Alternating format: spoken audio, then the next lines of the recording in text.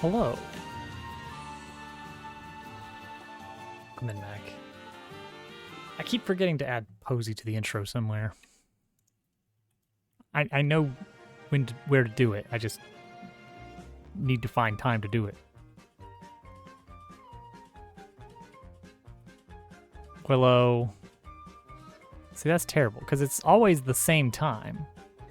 So it really should have done it. Okay. Let's see. Before we get into anything too crazy here.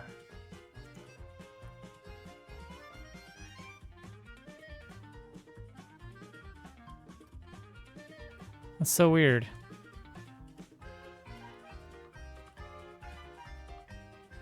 What I want... Let's fix one bug before I go any farther.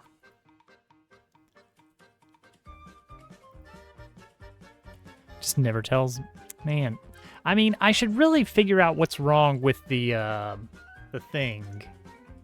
Oops. The Go Live bot. Because that's not mine. I didn't write the bot that's supposed to send a Discord notification whenever I go live. I really don't want to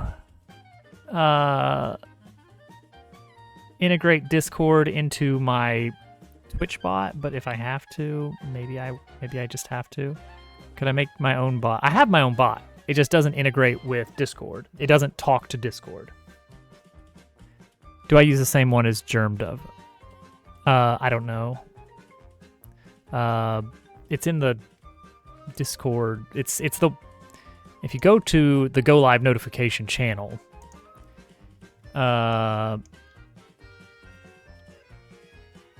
YAGPDB, yet another general purpose Discord bot.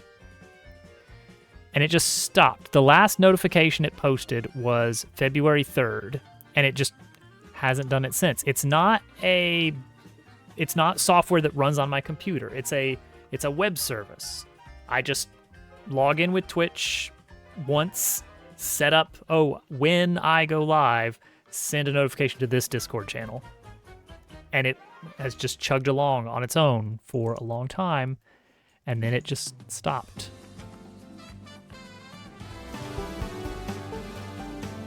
Okay. I need game music to test this.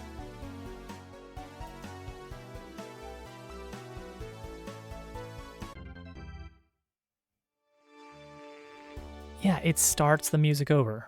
Okay. It's not supposed to do that. Wonder if the bot got rid. No, it's still there. Like, the website's still there. You can still access it, make changes.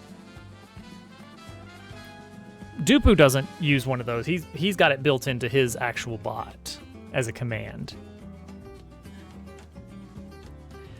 And like, if I did integrate with Discord, ideally what I would want is for it to not be something where I have to actually type a command to say, like, I am going live, or remember to click a button that says I'm live. No, I would want it to be when the bot is running, it checks to see if I'm live. And if I am, then it sends the notification, and then it sets a flag that says, okay, today you have sent that notification. Do not send it again today. That would be my ideal. And then maybe add a command for like an override of like, push the notification, even though I've already gone live today once. For very weird situations that I wouldn't even remember. I wouldn't even remember that I had that. All right, so why would this do this?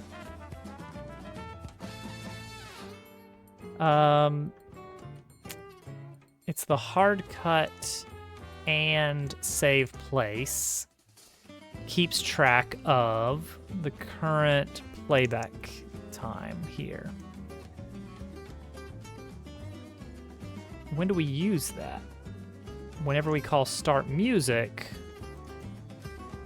we reuse that. So if I say crossfade to key, which is what happens after 1.3 seconds elapses,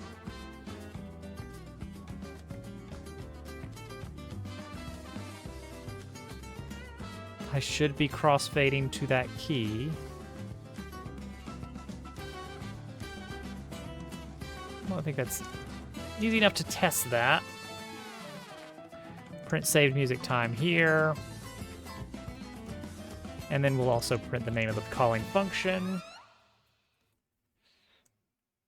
And then I guess also do it when I call crossfade here. Give me that and also current music key. Okay.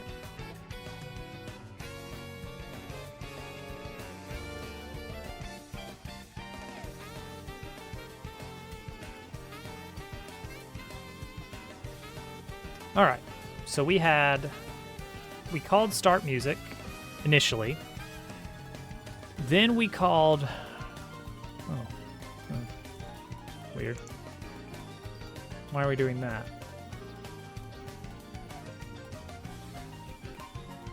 Why are we doing this? Oh, that was, okay. All right, so that is what that's current music key is item get. So I called crossfade to key. Saved music time was 15 seconds in. And then it didn't call this at all.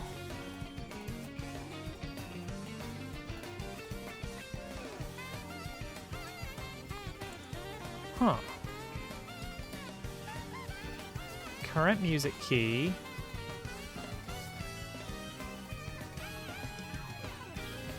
Let's add some more print statements here.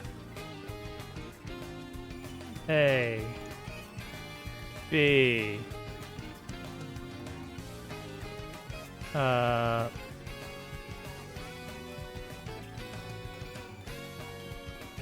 should be it, right? Wait, no. We got it right. No, we don't. We're not calling start music. That leads me to believe we're hitting this top route here. Yeah, we're hitting route A. So current playing object is true. So we're not hitting start music. Interesting. Welcome in, PK. Hope you're doing well. Troubleshooting some sound issues that I've somehow created. Or maybe, you know what? Maybe it hasn't actually been created. Maybe it's always worked this way. Captain, I'm afraid so. The only way to get the special intro is to be here in the first 5 minutes. Well, 6. I have to wait for the pre-roll ads to flush out. 6. Well, that's great motivation for me to not do that. So I think it all works out.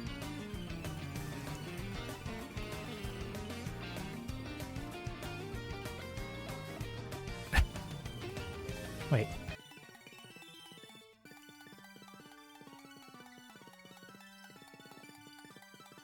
Okay. That makes more sense. All right. It's like, did it push the volume up? Da-da. Current playing object exists. So when you do hard cut and save place, what was the point of current playing object? That was right. That was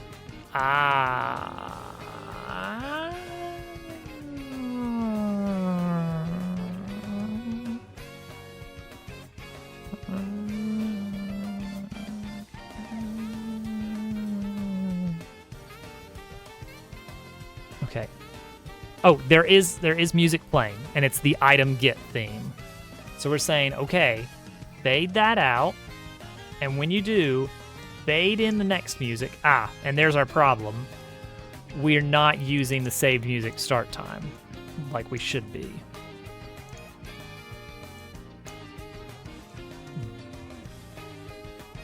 There we go. That should fix it.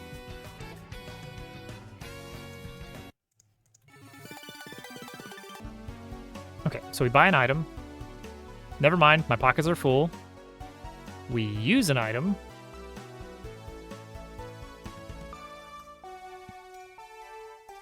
Then we buy an item.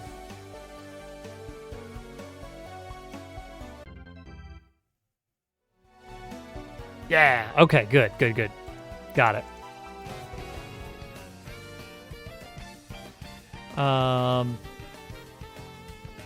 Also, you know what would be nice? This is just silly for me. So I'm going to be taking a lot of video.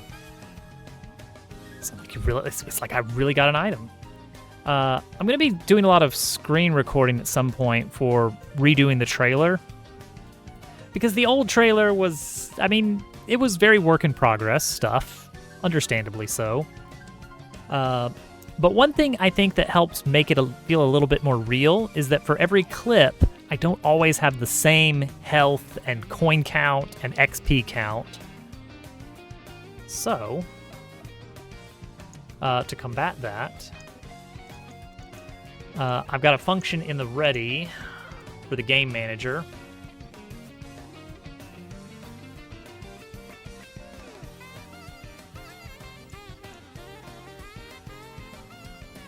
That will randomize it.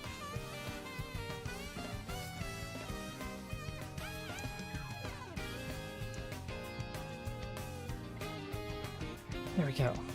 And so now every time I run the game, I should get a random current HP, random XP, random amount of money. We should also do randomize the mana from 3 to 5.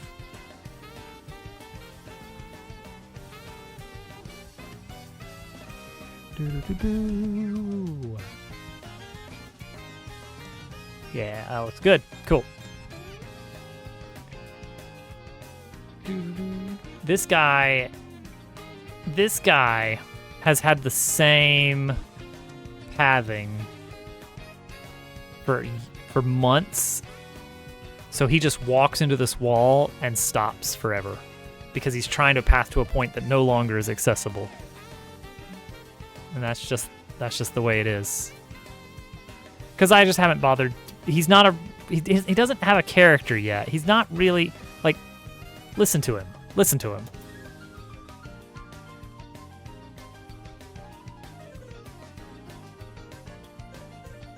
I just copy pasted something GQ said in chat as test This was back when we were testing dialogue. Like, that's how old this guy is. I didn't even have anything interesting for him to say, so this is just what he says. There may not even be a character over here. We'll see. Okay. I think these offerings are a little bit better now. And you know what? At some point, there will be something special for sale over on this side of him. 100%. 100% there will be.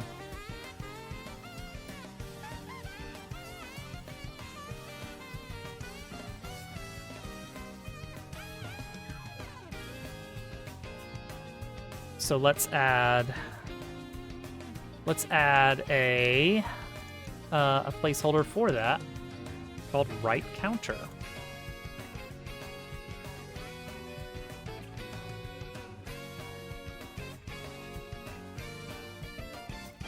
We're going to use Dark Planks, Triplanar.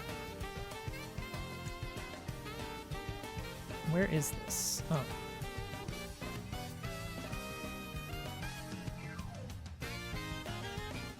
I said Nintendo. I am so getting sued.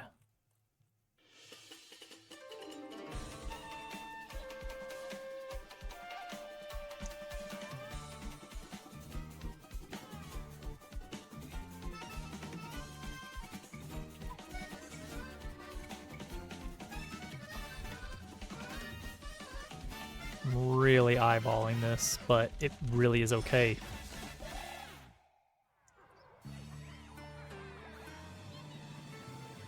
Looks good. Boom. Use collision. Done. Now we have another counter for another time. Hey, Winter. Okay, all right. I was thinking about a change to the water texture, but I guess the water is okay as it is. It's like I'm not crazy about the little noise wake, but it's okay. So I'm just gonna leave it.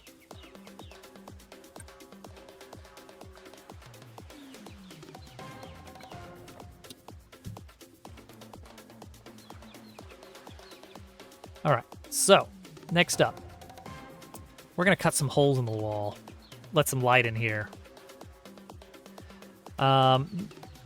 Maybe not quite the same scale as this here, but similar.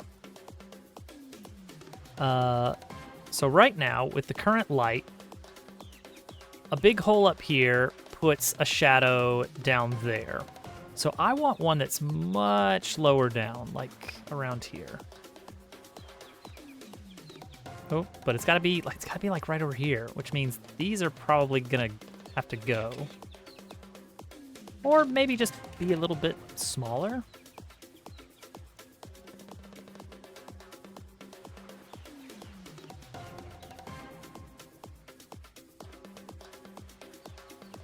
Let's find out.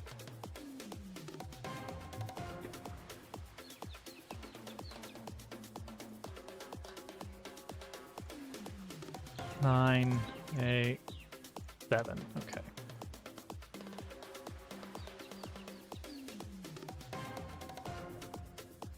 Maybe that'll get us in. Zalsal. Okay, so let's see here. We're gonna add a CSG box shape.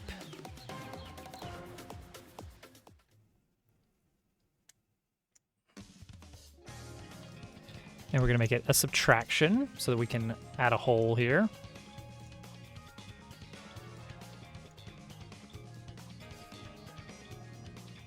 Okay, that puts light right there, so we're close. I want it kind of pretty low.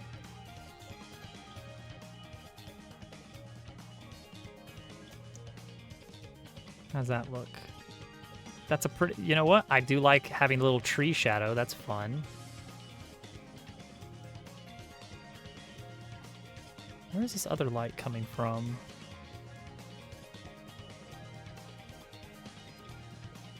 You're casting a shadow like down here.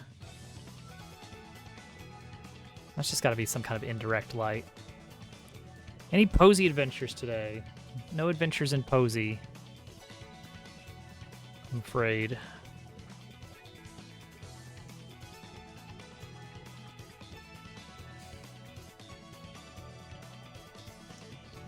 I'm afraid that she was, unfortunately, quite well behaved.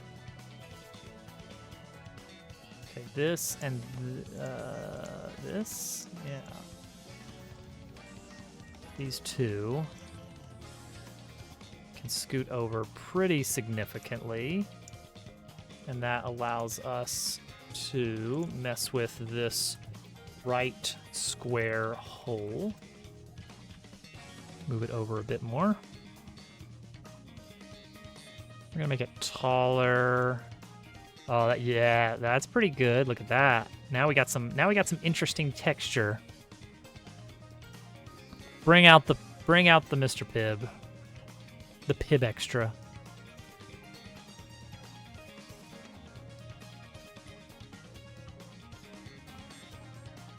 Okay, so this is fine here. We'll kind of make it a little bit more symmetrical.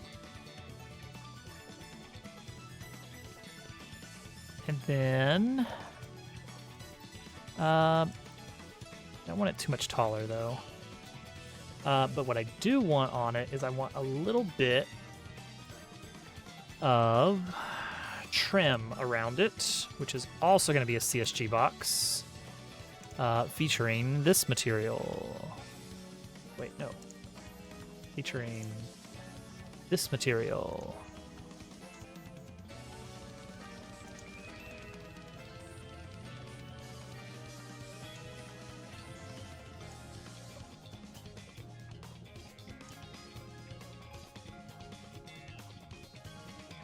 Go just a little bit beyond, and then it needs a hole in it.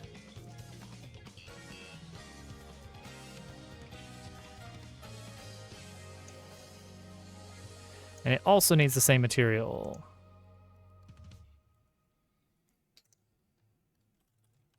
That looks all right.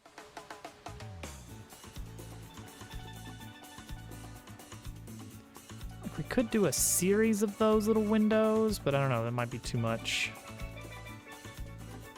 And I don't want to put any holes over here because then it gets really confusing about like, well, how did you get in here? What is this invisible, where does this random exit go? Don't worry about it, don't worry about it. That's where. Which actually kind of makes me want to consider changing the direction of the light slightly. Which would mean we need more fans, more giant fans. Not the worst thing, honestly.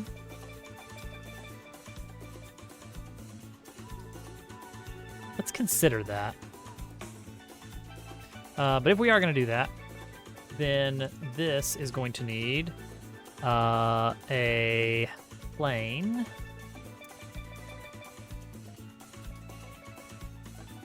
Luckily, we've got some lovely metal grate texture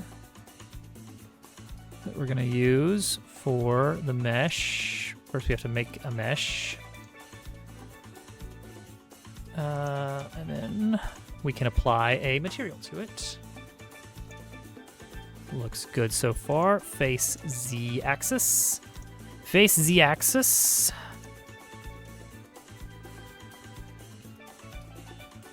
All right.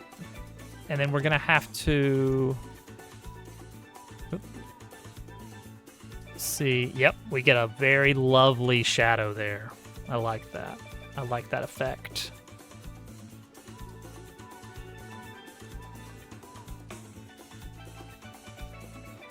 Okay, so let's experiment with another big hole here.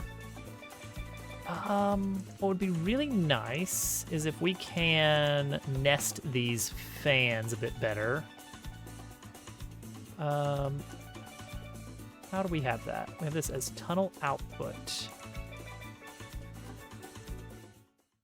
So can I nest that in the hole itself? Let's call this fan 1. And this one fan 2 with a space.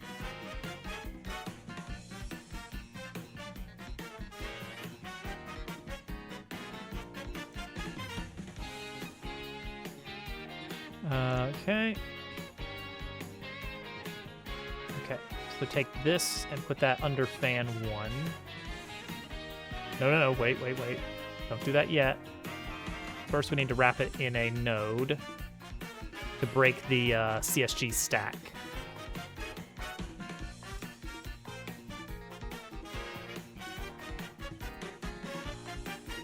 Okay.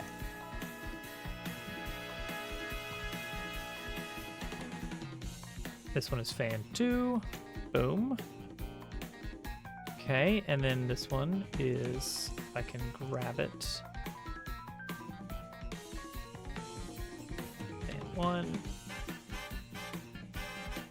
Okay, so I think now that I can, yeah, there we go. We got the entire fan that we can move around, which also means we can duplicate and just move this whole thing around as we please. Ooh, that does run into the wall. Not great if we move it that far. So let's get it like really close here. And then move this 1, 2, 3, 4, 5, 6, 7, 8.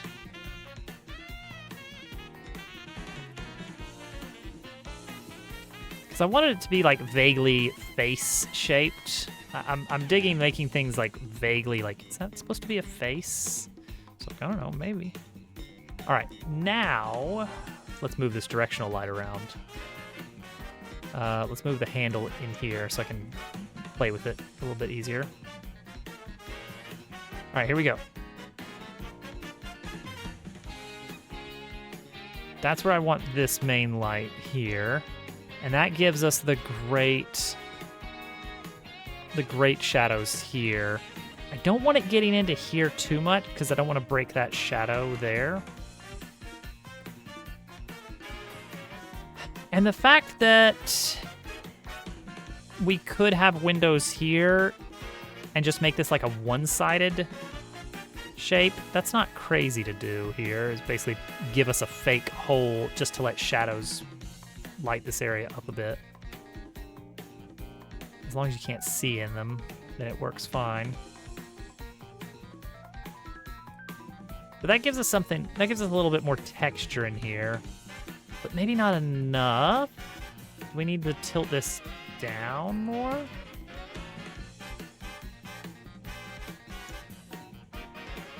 That's that gives us a lot more fun lighting.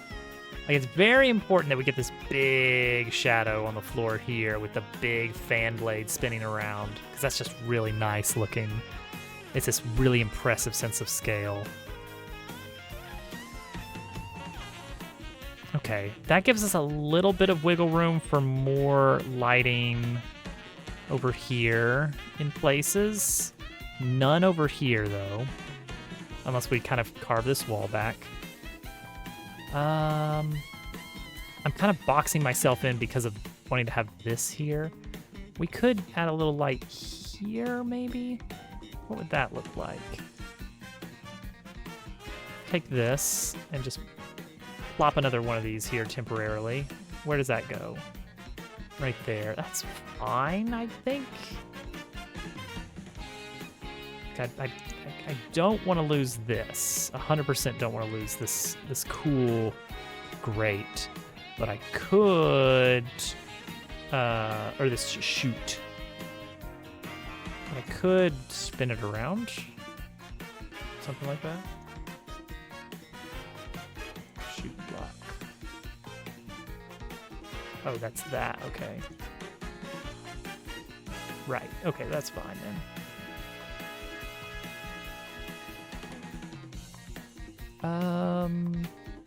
Yeah, like what if transform -1 on x-axis?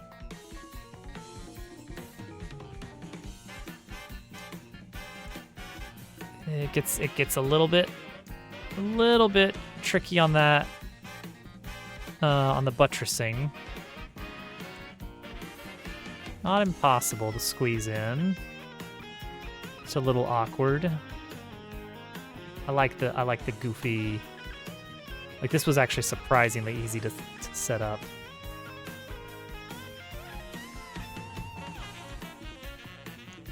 Where is the entry point from the chute? Stairs right. South City Stairs, chute. Right here. Okay. So that should still be fine. And that lets us move this now.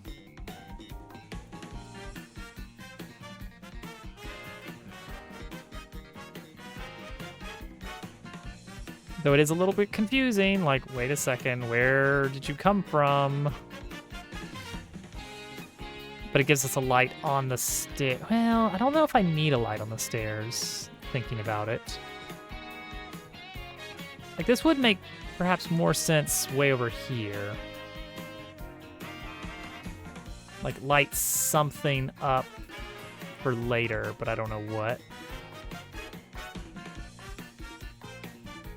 Like, that can be kind of cool. That looks really nice right there. That shadow, it's like, ooh, cool complex shadow you got there, buddy. I love it. Where did you get it? Can we repeat that? Can I get this metal pipe set into this set over here? I would need to duplicate, drag over.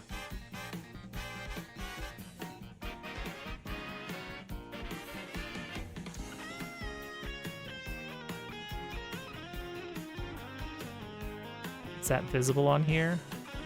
A little bit, yeah. A little bit. Enough.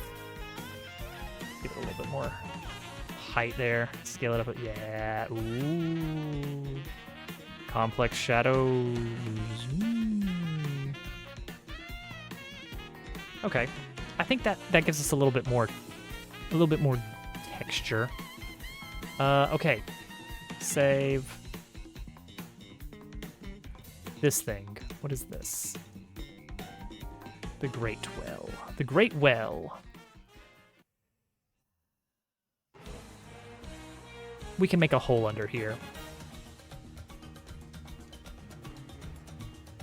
What we'll need to do... Okay, it's under right lower floor.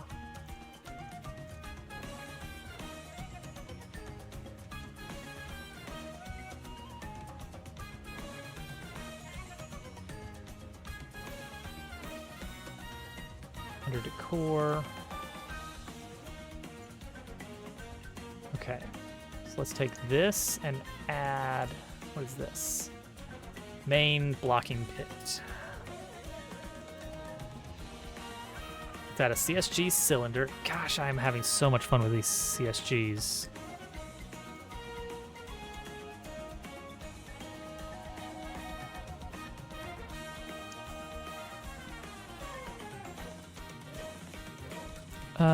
Two, 3, 4, 5, 6. Let's go. 24. Nicely rounded edges.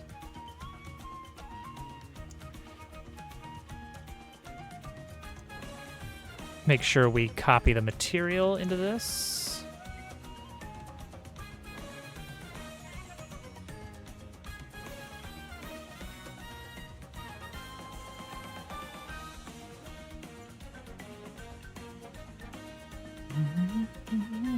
And then turn it on to subtraction mode.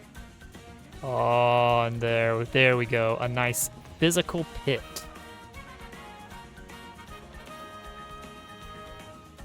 The physical pit. Great pit. And then we'll nest this under that so that we can move this, so that we can move the whole and all wherever we please. Now, how does that look? Not bad. Not bad.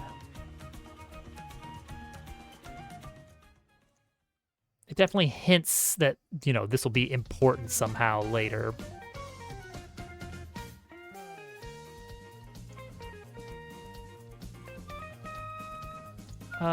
These guys.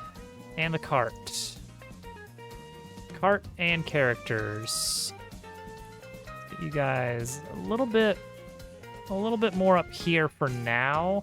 I don't want you blocking my view of the shop, but I do want you to be a bit more visible as I'm taking the critical path. Let's take a look. Let's walk around a bit. Let's go for a little walk. Never mind. I accidentally backspaced that out earlier. Now let's go for a little walk. Let's go for a stroll.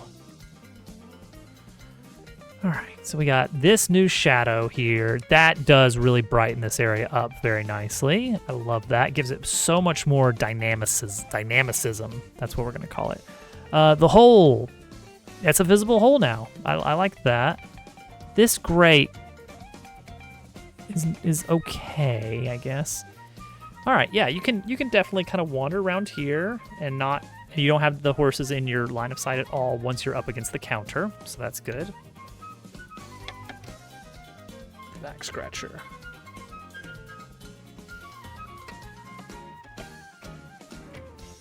And yeah, so this is like, ooh, will there be more things for sale later in the game? Remains to be seen. Oh, and I found a way I can give this a much better hitbox. Right now I'm doing something very silly for the hitbox on this, on the dome hatch. It's just a massive sphere for a hitbox. That's terrible. We can actually do so much better with this. Like, it's close. It's close.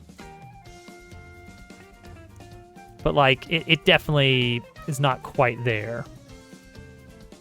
You definitely kind of are going over it towards the top. So what we can do, not mesh instance, we can use our good buddy, the SG Polygon. So with the power of CSG Polygon, we can do some amazing things never before thought possible. Things that would normally require Blender.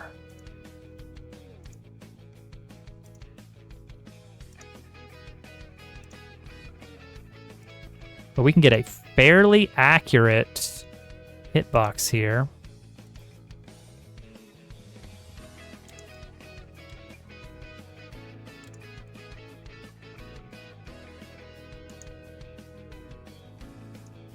And you may be thinking, like, well, what in the world is... What good could that possibly be?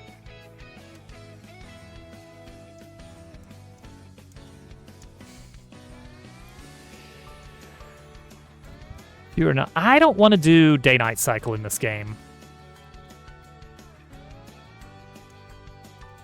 I've decided that's just not a thing that's happening in this game. Stop, stop. Let me move you. Stop, stop. All right, let me just get out of that and get back into it. Okay. Are we not there yet? Do we not have everything?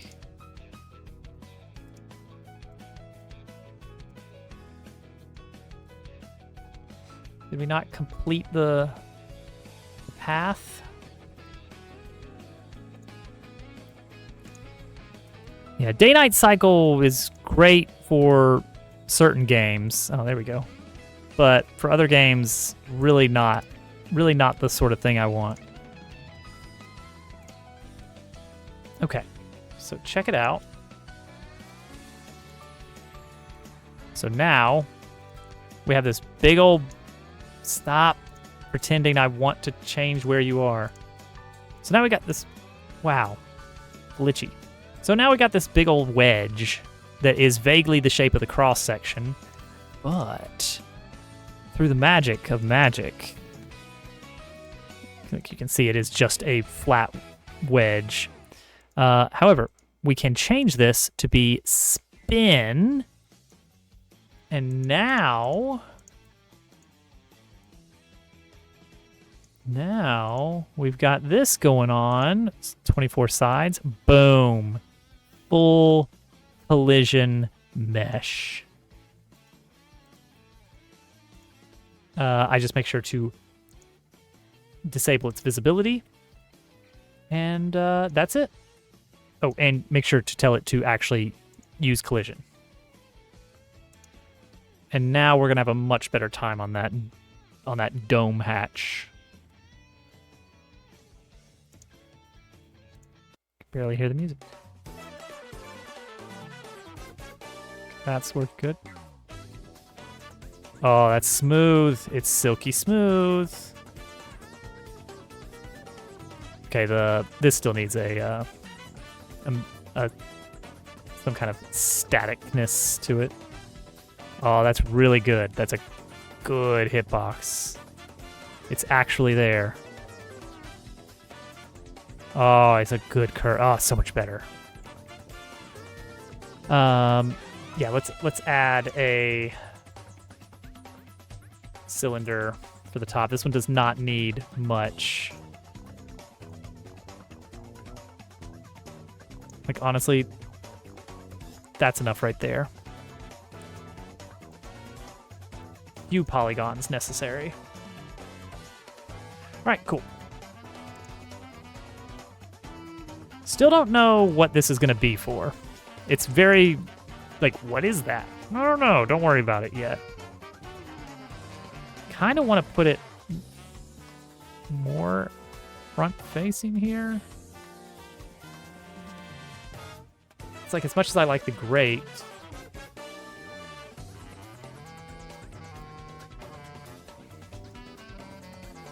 we can actually put another grate up here if we want to, and that's fine. Does the grate properly cast a shadow? Yeah, well, I don't know. Hang on, does it? Turn off that, well, I can't see it. Yeah, it does, okay. The mesh does cast a shadow. Just tough to see it. Okay, that is something there, that is something. Okay. What I want to do over here now is I want to basically block this stairwell off until chapter 1 is done. That's going to be the contrivance. That's going to be the reason you can't get to chapter 2 until chapter 1 is done, is because of reasons, stairs are out of order. And it just so happens that we're gonna move these stairs a little bit. Just so happens that if you have access to these stairs, you can get on this roof, and you can walk across here and get access to this area, which leads straight to chapter 2, I think.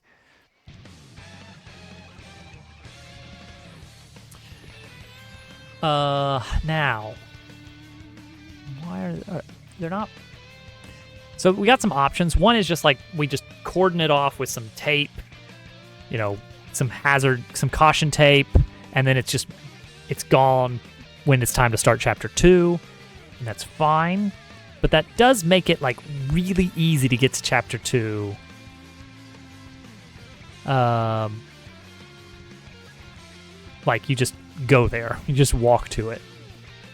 I think it would be more fun and make more sense flow-wise if upon returning to Drainpipe after chapter 1, once you get back into Drainpipe, some event happens that kind of loops you into the process of clearing up that little staircase thing, whatever it is. The reason why you can't go this way. Also, so I think what we'll wind up doing is getting rid of this one entirely, and we'll move these stairs out further. Stairs, just this stairs.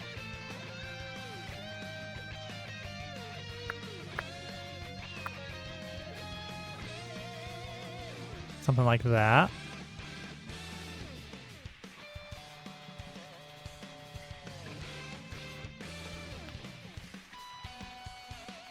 There we go. Extend the guardrail out. And that does mean we probably want... Do I want to redo this railing with a CSG shape? Gosh, they're so versatile. It's much better than what I'm doing now, where it's like, okay, so I got a box here that's got a static body, and a box here that's got a static body, and a box there, and a box there, and this is... What even is this? Though this is that one's not too bad. That's just a triangle. That's fine. But this opens the door, so to speak, to make a door here for something, a secret area that can. So that's going to actually open up a lot of areas when Chapter 2 starts. You're going to get access to this area, something here. This could be just flavor, just some characters hanging out, and then the actual Chapter 2 zone.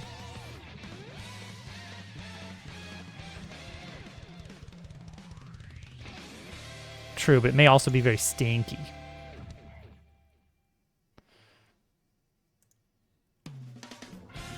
Okay, so we need this and this. 1, 2, 3, 4. Oh, wait, no, we have to be careful here.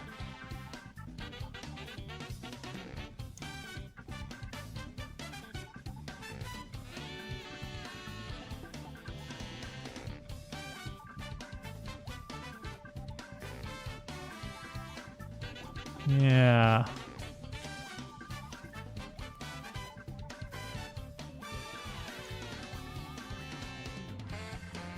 There we go. So now you're actually going to spawn right here when you come up the stairs. You actually walk up the stairs before you... Like, this is the spot where you switch to the next area. Choices. Yeah, look at this ugly texture meshing here that we've been doing. Ugh. We're going to make these stairs better.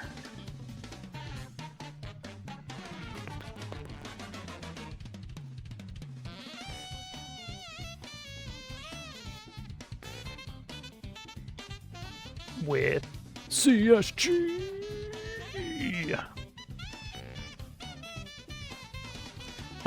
So we could do this calculated, perhaps. That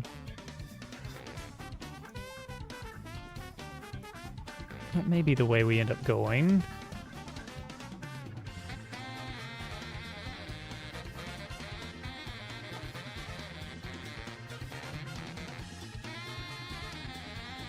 Or we can eyeball and actually do it fairly quickly.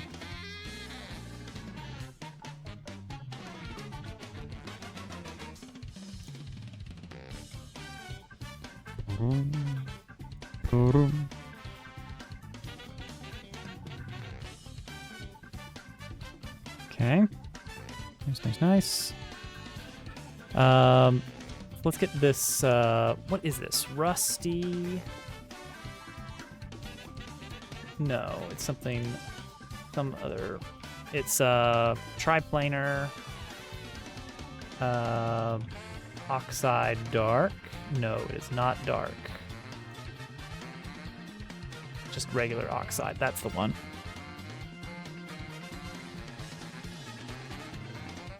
They stinky.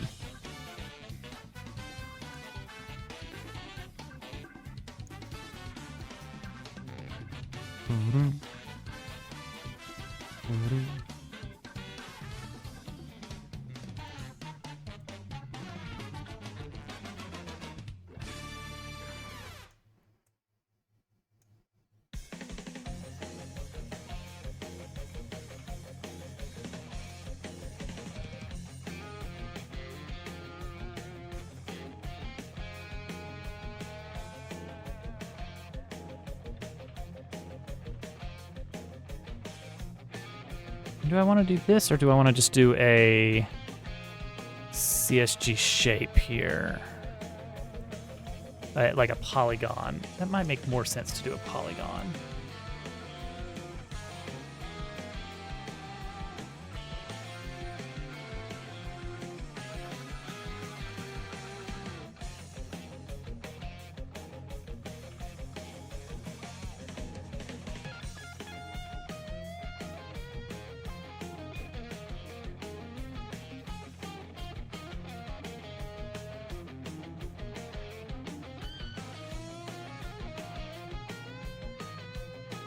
Really hard time just rotating these things right now. Around the y-axis, 90 degrees.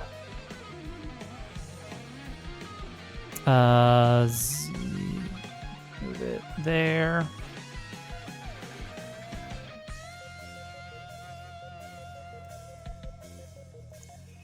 Here. Here. Here. Here. Here.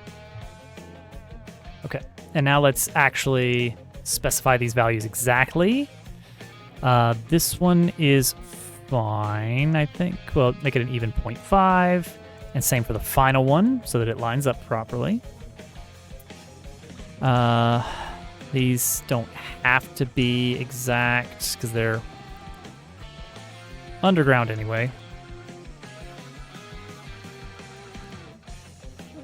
All right, that looks pretty good, I think. That'll work. And then the depth of it, probably 0.5.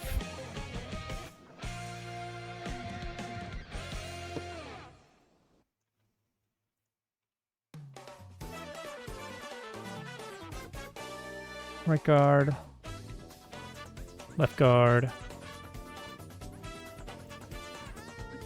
All right, so now we can actually move this ever so slightly out to line it up a little bit better. And then we can duplicate.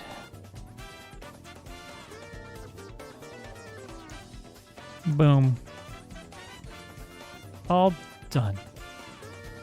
Actually, these 2 points here, the final point, the X value on these, instead of 1, let's say 0.5? No, let's say 0. Yeah, let's say 0 on both of those. This one is fine as is, though.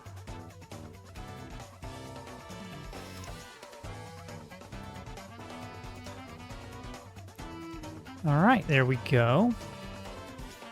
Much better. I do need to make sure this is using collision. So small, what is it? What are we looking at? This is a N64 game. Oh, that's a classic. It got a re-release recently.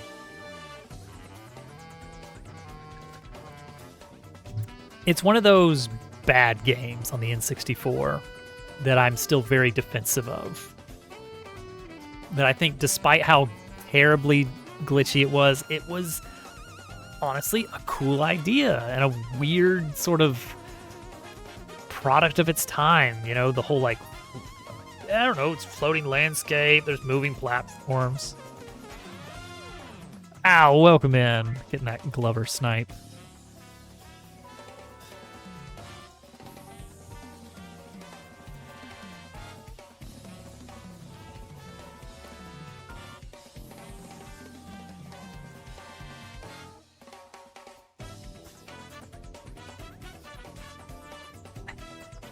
You have Glover. Perfect. You should. It's a good game. Al, you should add me on Bongle so we can play Glover. Bongle me. Mischief Maker. Oh man, what a game. Shake, shake, shake, shake. You're gonna play that game. Oh, Wario's Woods. Yeah. Wario's Woods is, I don't know. It's all right. It's fine.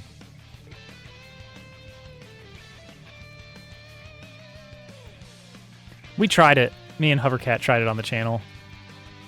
Had difficulty figuring out what was going on. You heard about it on the talk. Okay, this is nicer because now we have a clean entrance to the top area, but we're gonna block this whole area off somehow. And as an added bonus, we get this mystery zone. What is it here for? I don't know, but it's cool. Can you even see that zone?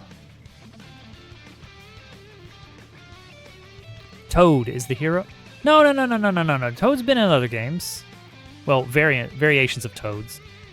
What about Captain Toad, Treasure Tracker? Yeah, we can get into a little secret zone. I don't know what's going to be back there. Oh, there is a little bit of clipping when you do that, though. If you're all the way back. Oh, if you go here, you get clipping. So we'll just block this end area off with like I don't know. Uh-oh. What did we run on there? What did I run into there? I'm getting some weird issues with that.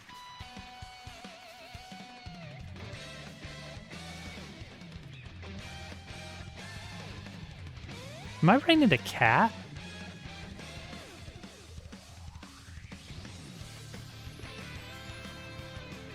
No, there's something going on here. Can't jump. Oh, there's something screwy going on. What am I overlapping here?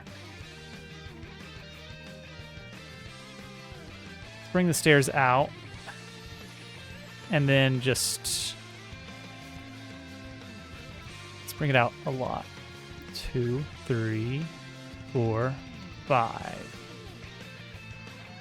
And then try it again and see if for some reason I was stuck on something under the stairs, or if it is the stairs itself that has that weird hitbox issue. No, there's something in the stairs. Okay, does this run smoothly? This is fine. It's just the actual stairs mesh? That's bizarre.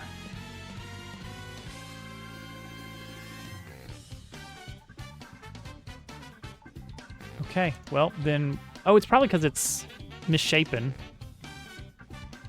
It's got weird scaling, doesn't it? Yeah. That can throw things off in the Jolt engine, the Jolt physics engine.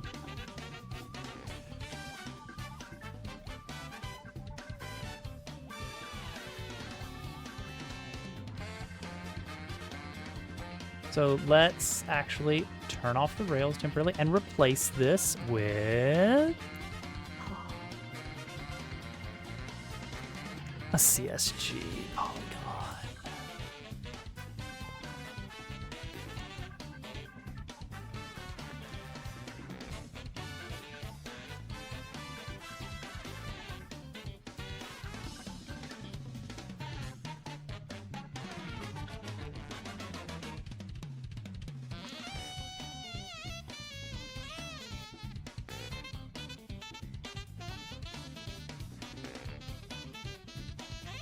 Berry sax is good.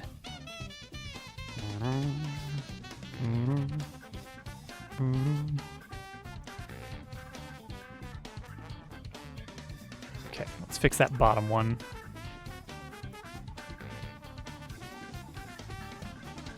There we go. Grab the texture here, whatever it is.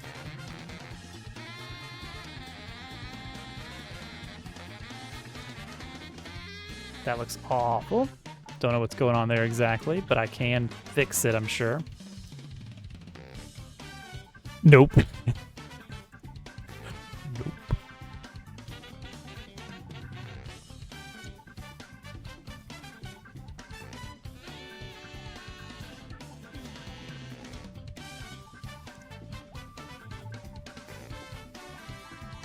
Okay, so now let's get the okay, so that's steps. Let's take a look at this mesh some more here. What are we doing differently on this? Can I make this material unique? And then, I don't know, maybe work on the UV a little bit here? Is it triplanar? What's going on here?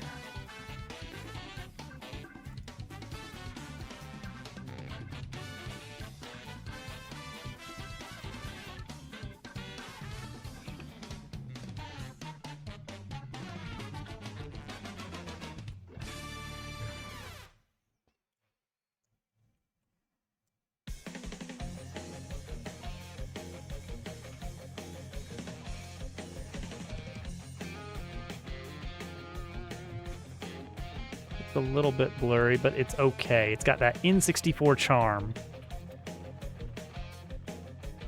Okay, now we don't need the static body anymore. Right? What? Oh, that's a different one. Okay.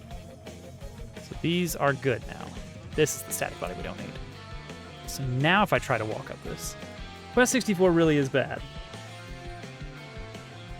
There's just like a grounded, it's a world to explore. I should probably turn on the collision for that CSG polygon.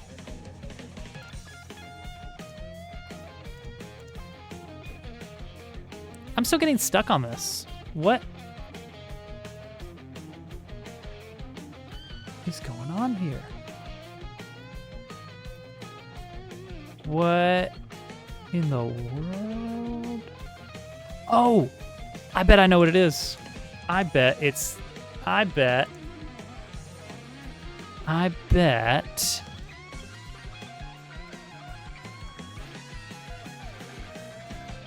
it's this.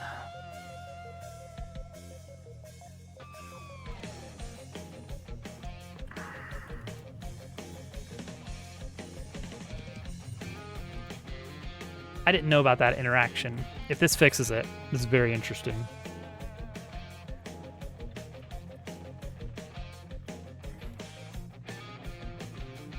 No, that's not the problem. Okay. All right. Left and right rail, remove collision, and hide those. Okay, so no collision there. It's just a triangle. What am I running into here? It's like there's something, like a full-on box here. There's something here that I've messed up. It's this. Is it this? Maybe?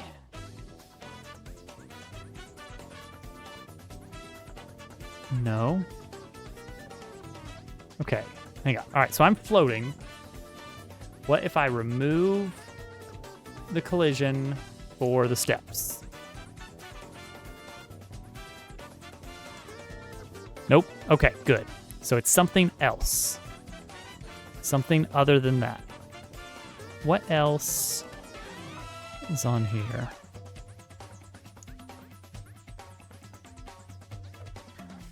I know that it followed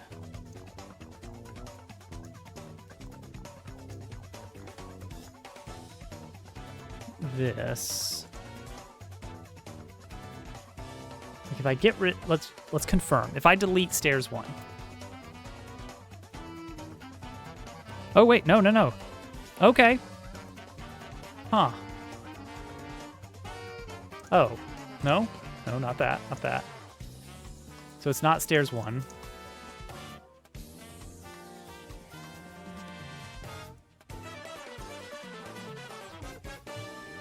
One, 2, 3, 4, 5. No, it's definitely part of stairs 1. It's, well, no. Something else. What is it? What invisible thing is still here?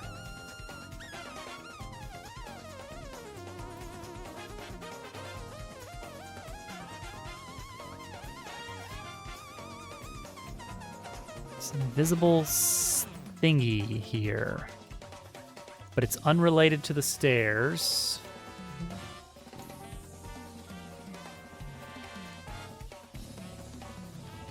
Yeah, I'm still on it. Okay. Is it related to the other stairs? No. Is it related to the houses? No.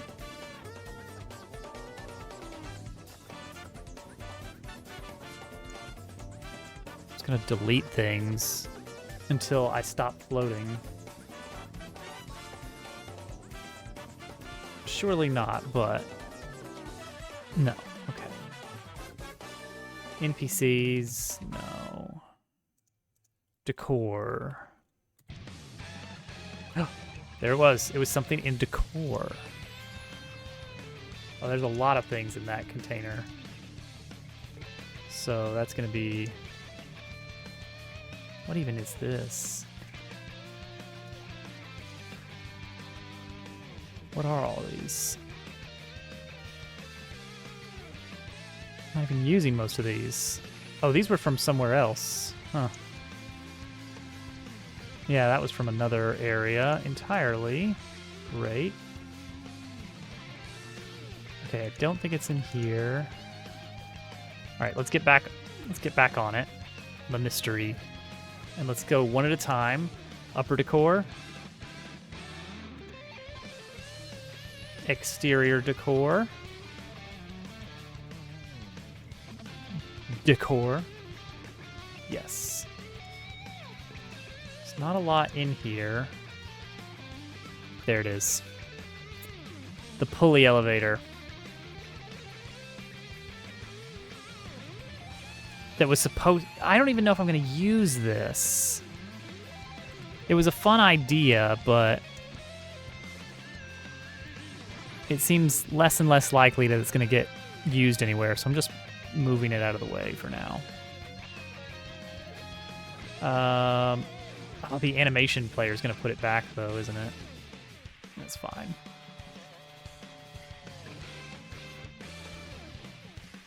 Okay. That's... gosh, this whole time, there was just a mystery, invisible thing. All right, well, let's fix this waterfall particle effect while we're here.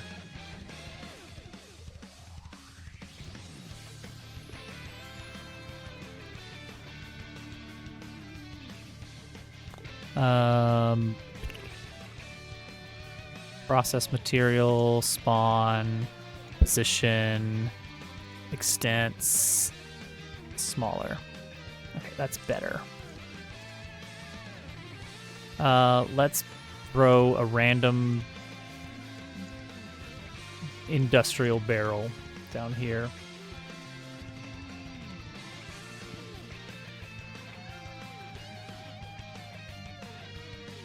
Not the wooden barrels. We want the industrial barrel in here.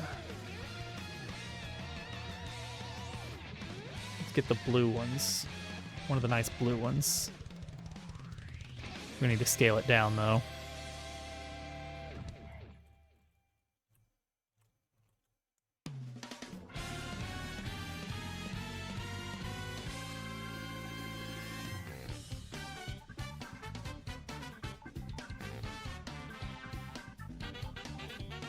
That's pretty nice. Okay, yeah, and that keeps you from clipping the camera into the rails on the stairs. Unless you walk around this way. No, that's fine. All right, cool. This is pretty much invisible though.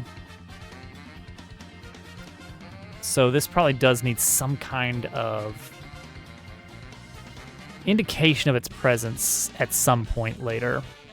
But for the demo, you're never going to be able to access the stairs. It's going to be completely blocked off. Super Double Dragon. Okay, so we need to do some brainstorming on that. Oh, and this should probably it would make sense for this to have one more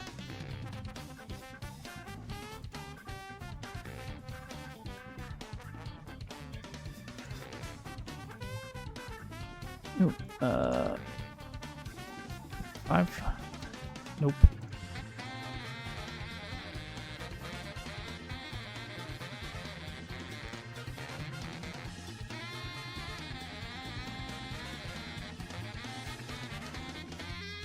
In the wrong order.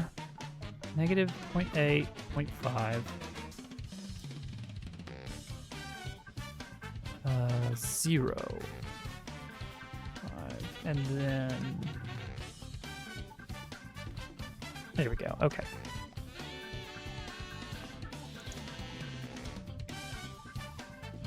Yeah, that's probably reasonable right there. I mean, it's not going to look good here, but it doesn't need to. But having this little slope is, I think, good.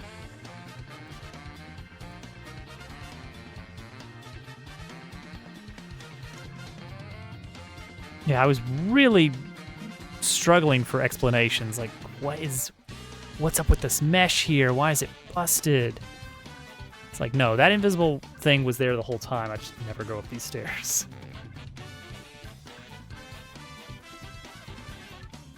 Okay, now, this is looking better. I think the added cutaway windows down here, like with all this great shadow, is a great shadow. And performance-wise, this is much nicer than what we were receiving by sprinkling little lights everywhere. Let me turn back. Let me disable VSync so we can get, yeah, FPS 168. 168 still feels kind of low. TBH. What's up with that? Okay, a lot of it is the shadows.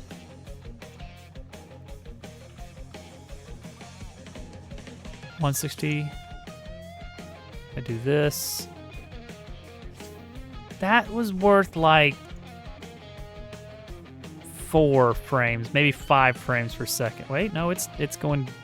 It's running up and down a little bit now. Okay, it's evened out. No major changes detected.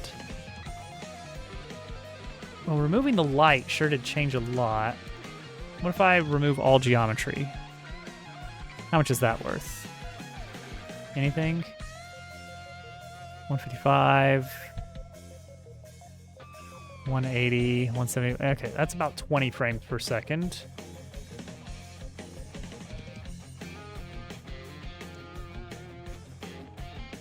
What if I remove this?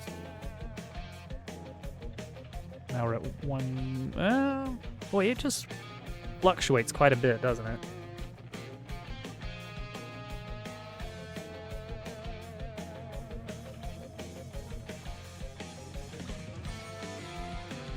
This does actually take a lot. What is this consist of?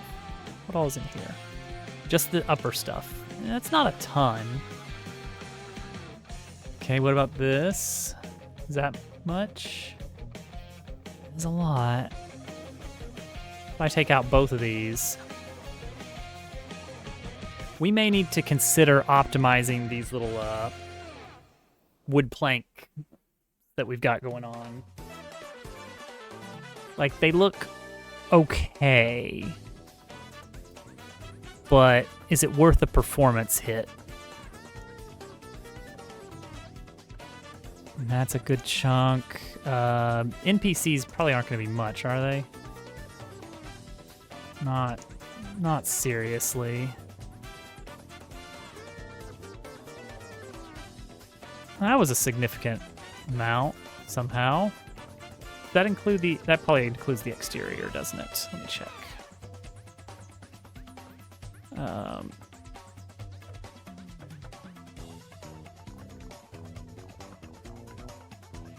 Water. Water is nothing. Decor. Decor's like 25 frames per second.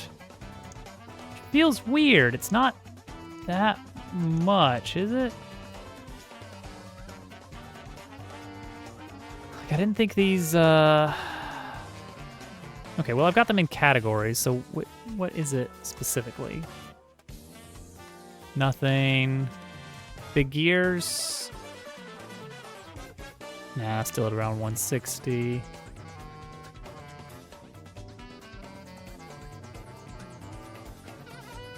No. Okay, it might actually be the exterior. Okay, it's the exterior decor. Okay, let's take a look. What in the exterior is slowing us down then? There's not a lot here. So let's take a look. Chemical plants. Still hovering at 160. Greenery. That, surprisingly, was about 10 frames per second right there. Huh. Okay, everything else. No, it's the greenery. What is the greenery here? Is it the decals maybe? Are they hungry for resources? No. Is it the trees? Are trees a problem?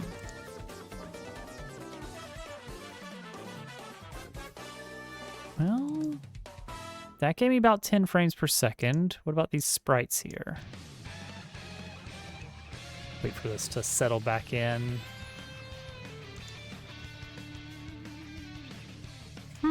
I think it might actually be the trees. That's a little bit worrying. There's only 9 of them. Are they really that big a deal? I mean, I can definitely make them better by getting rid of these little tufts here. Yeah, that was a minor thing. Wow, that's just 5 Sprite 3Ds. I did not... That's worrying that Sprite 3Ds are that expensive. But it does mean that we've got lots of places where we can optimize just by kind of consolidating images. Kirby Superstar is a really good game. Like, it holds up. It's very good. It's very good. It has some very fun ideas. And it's the closest I think we ever got to a Kirby roguelike. Or not roguelike, Kirby Metroidvania. In Milky Way Wishes. I don't know I don't know if anybody was asking for a Kirby Metroidvania. Okay, here we go. We're hovering around 170, which is okay.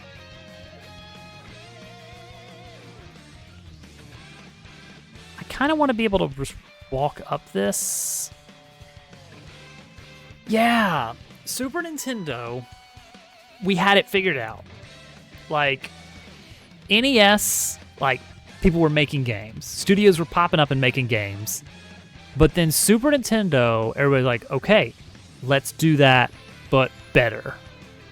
There were still limitations, so people were forced to like do some crazy out there stuff that really worked well. N64 was like learning to walk again, and suddenly we had nothing. It was like, oh gosh, 3D. What do we do? We'll need, okay, we need buttons for, like, changing camera angles, right? Is that a thing? Make Paper Mario. I feel like Paper Mario was kind of towards the end of N64. It was kind of like, all right, we've had a lot of Mario games on this system. Now we kind of have our feet under us. Let's experiment. Let's try something a little bit zany. Give Mario another RPG. But sir, we can't handle that many polygons. Every character gets one polygon. Make it 2D again. We made a mistake. Go back. Go back. Yeah, trees being a little bit resource intensive. I had no idea Sprite 3Ds were that bad. That is going to be something. There goes my idea about optimizing the panels here. Okay. Let's adjust the hitbox on this thing. I don't like how this feels now.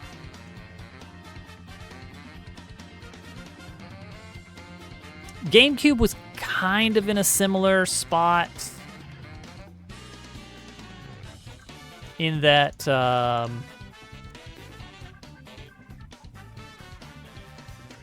we were like, okay, we kind of get what's going on. Now let's try some things out. Let's do that. Still have to kind of hit it at the right angle to get up.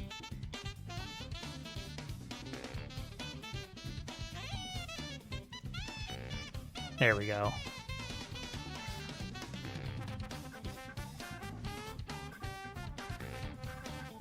I like that. Okay.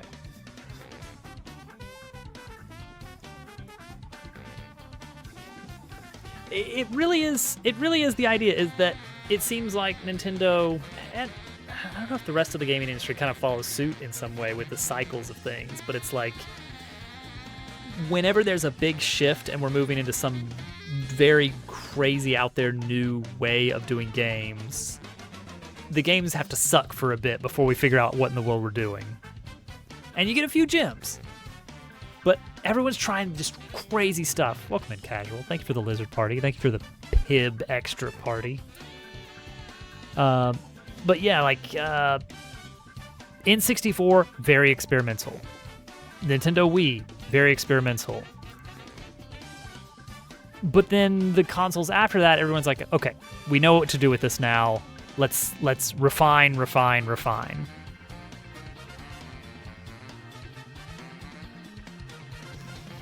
It really, it's so influential. Like it. I don't want to say Zelda is its own genre, but the game loop of Ocarina of Time was so strong. The game loop was so strong of go into a dungeon, get item, use that item to solve more puzzles in the dungeon, and use that item to beat the boss of the dungeon. Now explore big world and see where you can get next. Plot happens, repeat. I think it's great. For me, that is the Zelda formula. And I'm kind of sad that we're probably not going to see that again for a while. we're very much open world now with Zelda, and that's all we're gonna get for a bit. Oh, that's ugly. That's not good.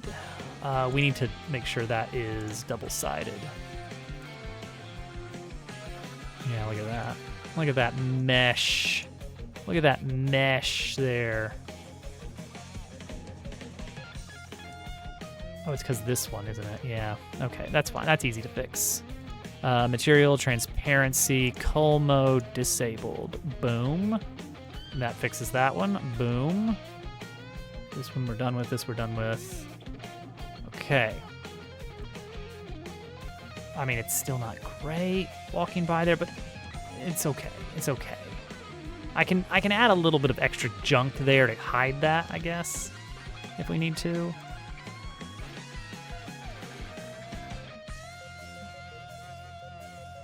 Could even move this up a little bit to hide that, maybe. Don't see that being reflected here. Let's refresh. Open world era. Yeah.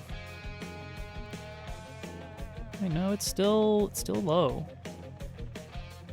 It just is low.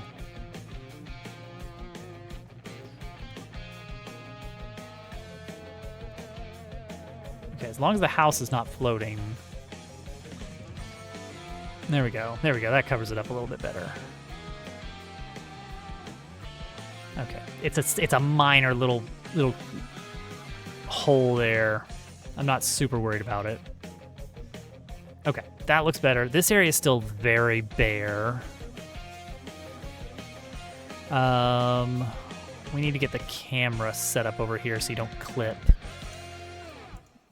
Let's pull in the camera controller system. Oh, man.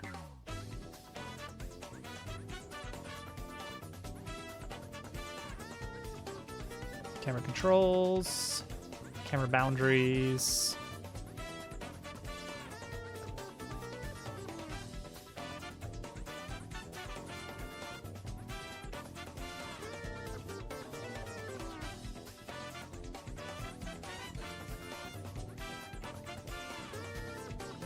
Minimum's over here. Maximum's like over here somewhere.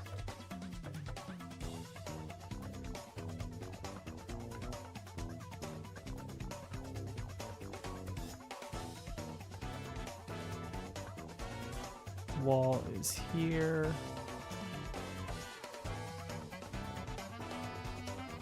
It's like there-ish. A song, oh, like a song to listen to? I suppose so. There we go. That's what we want to see.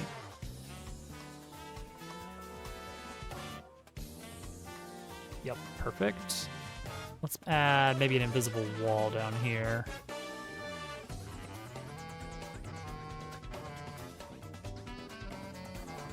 So this should be about one and a half fence zones in.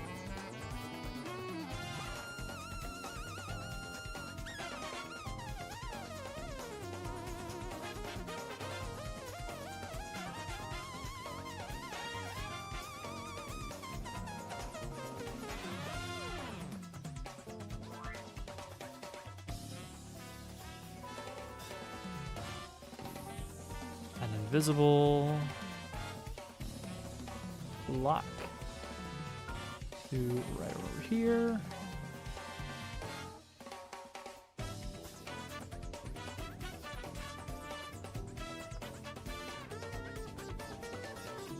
Something like there-ish.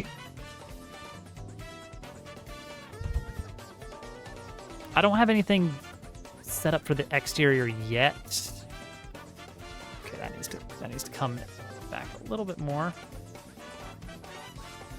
There's nothing to do out here yet, but we'll come up with some good stuff at some point.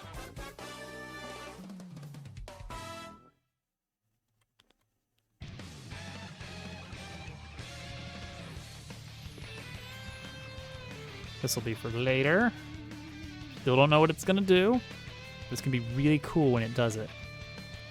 All right, so this looks better with the stairs pulled out. Oh, we got a little bit of an issue with how it meshes at the top. Need to fix that.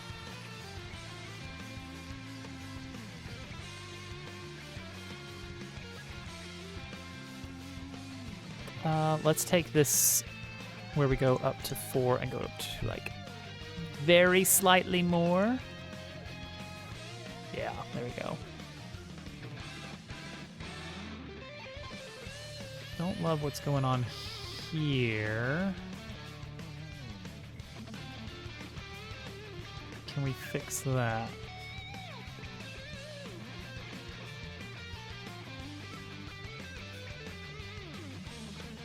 That looks fine. A cool, chill song from a game. Wow, Plants vs. Zombies. There we go. There we go. You do like the Plants vs. Zombies. Did you enjoy the original one, like back when it was PopCap and not EA? So the idea is there's gonna be like, oh, treasure chest. How do I get this treasure chest? And it's gonna be perfect because it's after chapter 2 that you'll be able to reach that treasure chest. Yeah, 2 was very EA, unfortunately. Okay, that's good. And then this lets you get you across here. And then I don't know what's going to be over here. Probably just some characters hanging out. And then this will get you to chapter 2. Boom. But not yet. Not yet.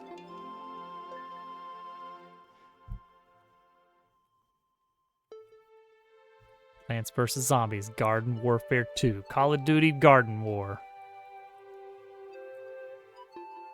All right, that's looking pretty good. All right, this area is still very lacking.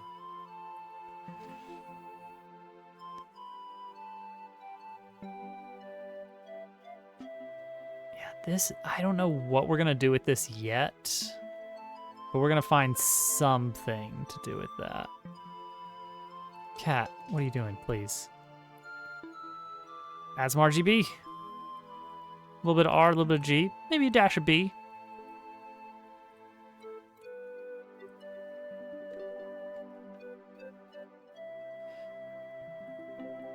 Yeah, there's all kinds of issues to deal with up here. This mess. Replace that with a CSG for sure. It already is a CSG. What am I talking about? A rug. Oh yeah, we got a rug. Now, right now, you can't fall into this water at all. It just blocks you. Should I let you fall in the water? You'll lose HP, is the thing. Versus, just grab this.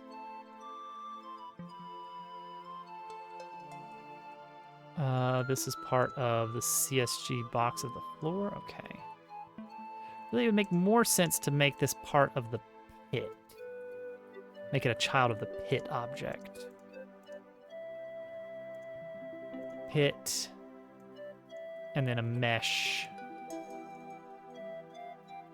is a part of the pit.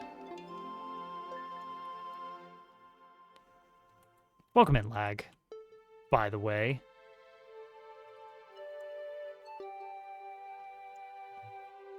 You know what I'm really tempted to do?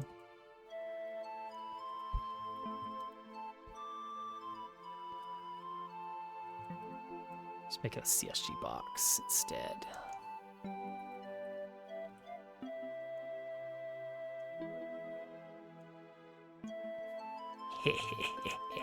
Hit, hit, hit, hit, hit.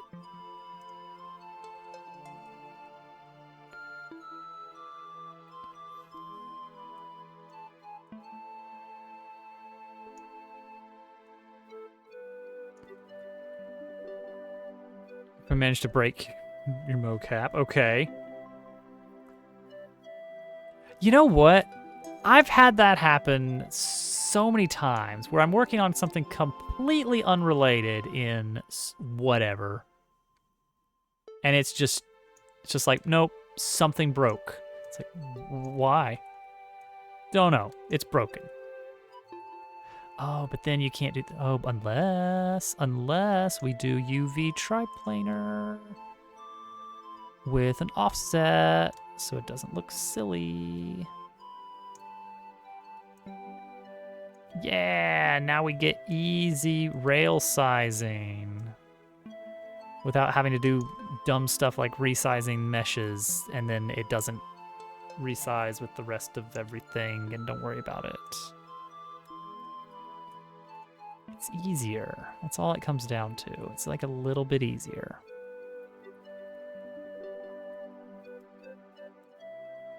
Okay, add that to this one as well. And boom. Don't even have to worry about it making a new mesh out of it. It just resize this one. It's fine. All right, that looks pretty good.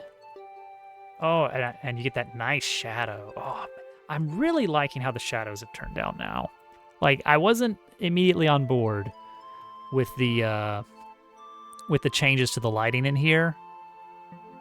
This is so much better. All right, these need to be lower, 100%. Both of these do. Just sink them right into the ground. There we go. Oh, it looks good. Look at these lovely shadows we got going on here. It's just this right here, this big, very slow-moving fan.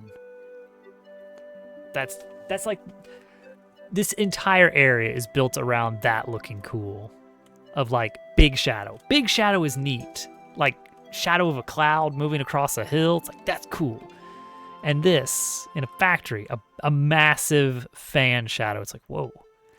So the fan itself, that's gotta be huge. Though it really brings out the polygons there. Another song from Risk of Rain 2. Wait, first we have to listen to this advertisement, apparently. There we go. And then we'll go back to Mario Kart music. Ah! Oh man, I clicked into the other. Oh no, my commands failed for some reason. I clicked onto Twitch while I was moving right, and then my chat box just filled with welcome to Polyrhythmic Game Dev. Hello, hello. Thank you for the raid. Were you up to some game dev tonight? Perhaps in some polyrhythms? I can only hope so. Yeah, it's coming together. It's coming together. This is still a little bit but it's all right. It's getting there. Let's bring that one a little bit lower so that you can walk onto it without silly things happening. Space shooter game. Space shooter games are so fun to work on. That was one of my first games that I really put any decent effort into. Was just a basic little, like, kind of Galaga style shooter. Space shooters are always good. My game is coming along nicely. More decals, that's a good idea. I got a little bit of rust on here. No, it was not Moon Rover. It was actually called Pixelians. All right, this one's kind of loud. Gonna turn that down a little bit. Working out fine. We're working on an RPG here, and I'm finally getting around to polishing up the hub area a little bit. And it's coming along nicely. We got some fun little character. Soda cans would be a good one. Is this on Steam? I don't have the Steam page set up yet. I am in the process of getting it all set up. I'm probably going to be setting that up in about a month or so. Well, let's call it 2. Because I want to do a lot of testing before I put up a demo or trailer. the project's been going on for about a year now, with probably about 3 or 4 more years to go. It's very Paper Mario-like. It is all in Godot, yes. So it's going to be about 8 chapters long. That's the expectation. So far, we've finished most of the prologue and all of Chapter 1. And that's what's going to be included in the demo once I get that set up. But I keep finding things that's like, well, that could look a little cooler. And, oh, yeah, let's work on this a little bit more. I have a wooden crate that I've set up. It would not be terribly difficult to make a milk crate variant of it. Min-max the game dev, yeah. I like the idea of soda cans, because that's a really, really simple one we can do that would actually look pretty nice. Well, yeah, definitely. I'm going to be working on this like every Monday, Wednesday, Friday for the rest of my life. No, I think at most we can get this out in 4 years. It's going to require me getting the chapters done reasonably quickly, and I've found that a lot goes into these. It took way too many years to admit. I get you. Like, this is the first time I've really, really worked in depth with 3D. And it's a big shift. More ideas, more gooder. Yeah, the variety is good. Yeah, let's get us let's make a nice little soda can decor. We're gonna make it in Godot. We're not opening Blender. Ha! Take that, lag.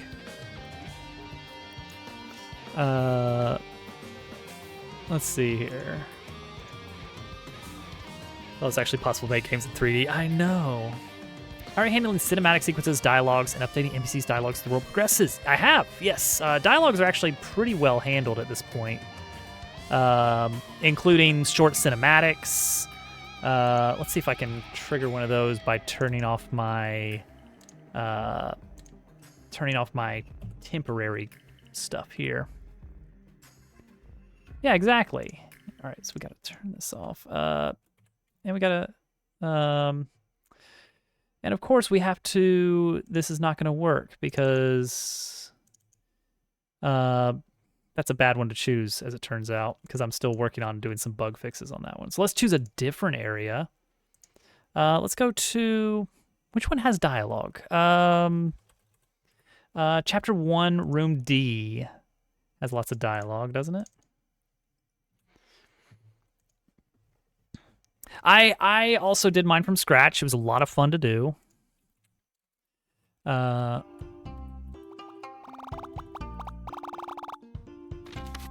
Okay. So the dialogue system.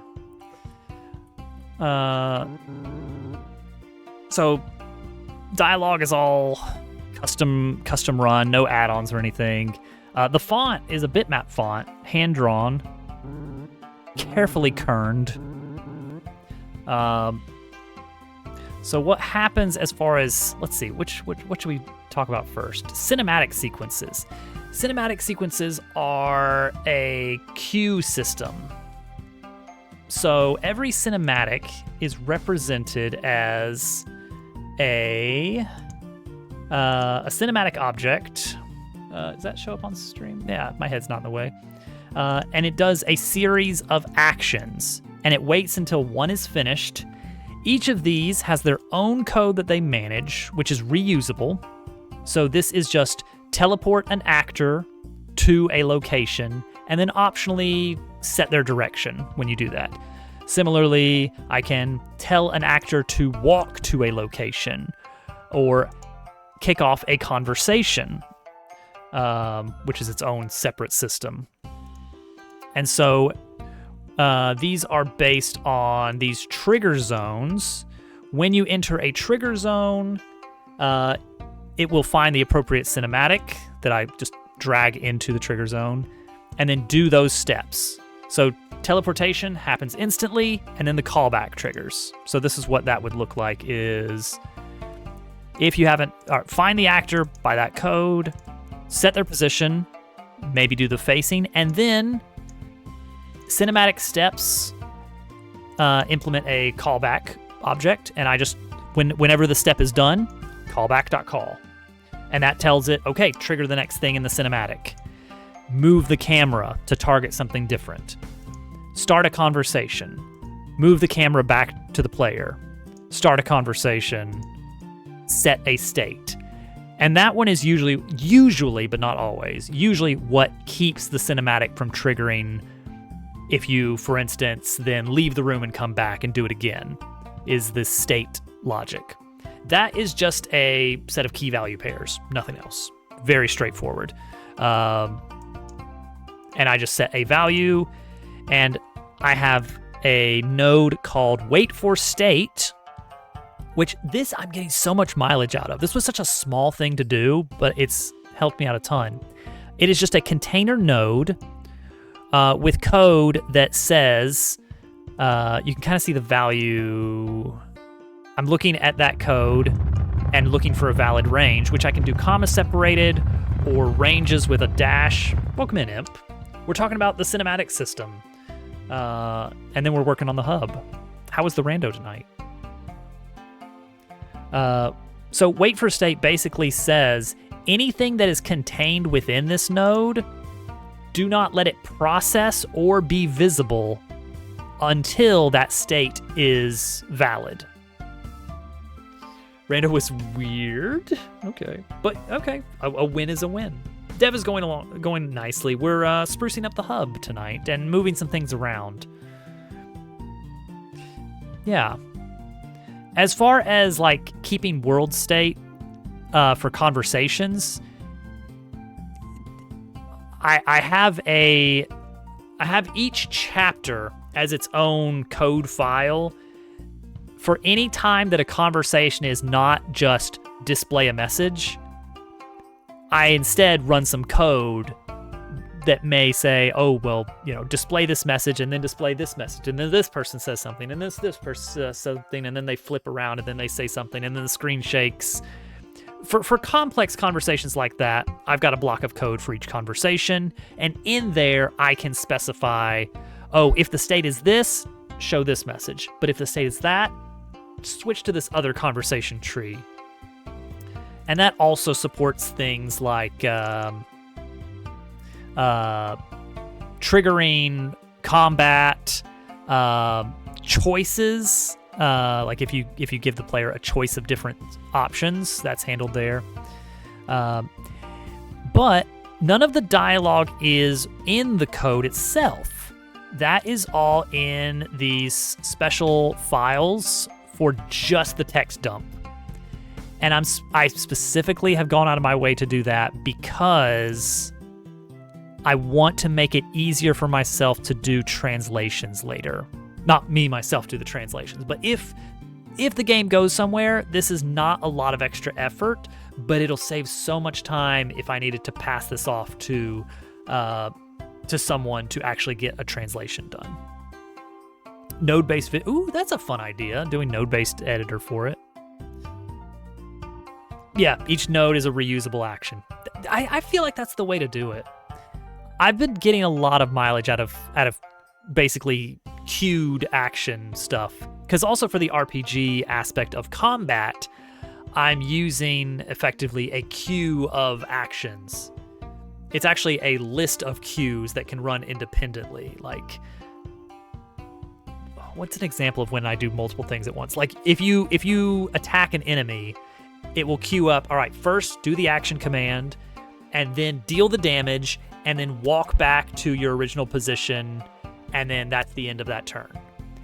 But if that damage kills the enemy, I want for separately the enemy to be maintaining its own queue of spin around in a circle, generate a puff of smoke, fall over, and then delete the enemy. And so these things need to be able to happen independently at their own pace. And then when all of the action queues are empty, then it's time for the next step of the battle. Like, okay, now that person's turn is over, check to see if anybody else has a turn, and then in the round, parallel actions I have thought about that sort of thing, and I've not broached it yet because I haven't run into a use case where it's necessary. I have a feeling that's going to come up at some point. But it's exactly that. It's crazy how that's like that's really crazy how well solved RPGs are. Like how so many people can independently basically have the same solution to the problem because it's like, yeah, that is what works. So yeah, let's do it that way. Anyway, yeah. So it works fine. And we got the nice little shop. Jump in the shop, buy an item. Choices. You know, your standard RPG stuff. Yeah, I like that. It feels like I did it right when I hear that other people did similar things. Let's make some soda cans. Wait, what time is it? Okay, we still got a little bit of time. Oh, Imp. Important question. Was it a ped seed? This is a very important question. So we were gonna do 0, city objects. There's a lot of those. Oh wait, not city. Drain pipe objects. Let's make a new let's make a new folder in here. Boy, switching back and forth between the scene editor and the file system editor, I'm like, yeah, let's make a node in the file system. No. Clutter. Let's make some clutter. Oh yeah, absolutely. We occasionally do silly things with the Discord. Man, I'm excited for I feel like in a month from now, I'm gonna be actually able to stream some video games for a bit. It feels like we've been just chugging away at this for months and months, but one day, sometime soon, we're gonna get back into so many different things. Factorio will return. I want to play Silksong when it comes out. I'm not sure if I should stream the Donkey Kong game when I end up getting that. I'm not getting that for a long time. Oh, and Starground from Big Boy Games. Chip's getting 1.0 out, allegedly at the end of the year. Let's make Soda Can.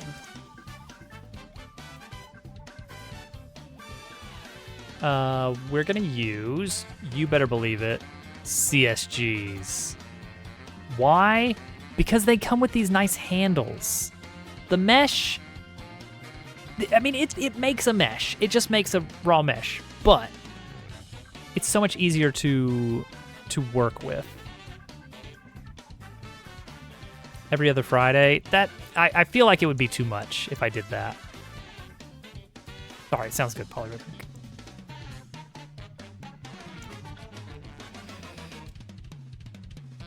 Oh, maybe it's a can of beans, you know?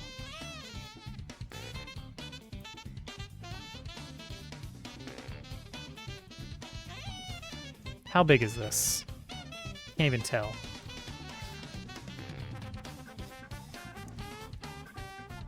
Oh, perfect. Look at that. Look at this little decoration here. All right. That's good. That's good. We can go a little bit wider. We're not going to give it collision. Material.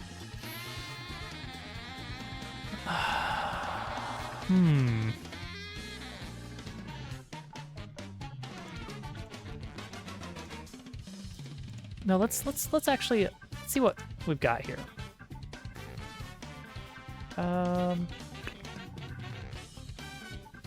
What about our corrugated metal texture? That looks nice and low poly. I like that. But at the same time, I'm like, do I need a turn off the smooth faces. No, turn them off. Turn them back on again. Turn them back on again. Oh, you can do cone mode. I didn't know that. Boy, CSG's just like to get away with everything.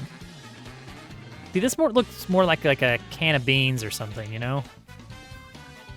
Which would also be good to have. But this one's supposed to be a soda can. So let's duplicate this and make a can of beans. So now we can edit this one. Let's see here.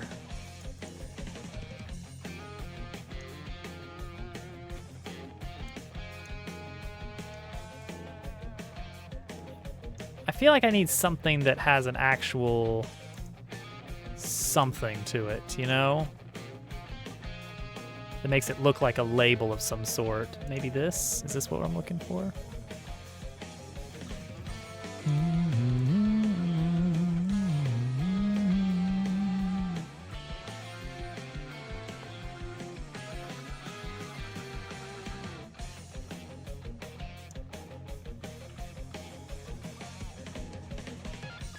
That's certainly something.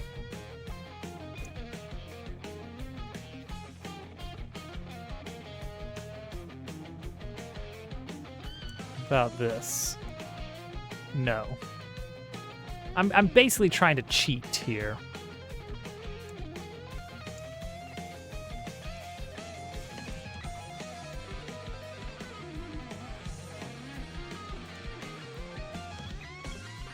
And then mess with the albedo a bit, you know.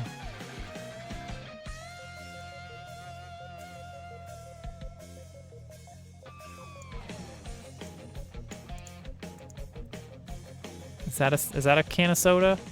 Yeah, it's blue soda. Blue and purple soda. Easy.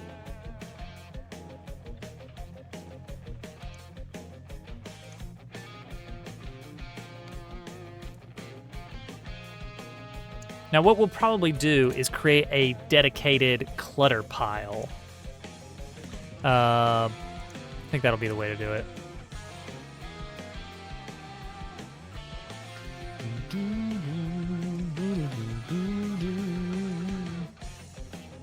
Let's do...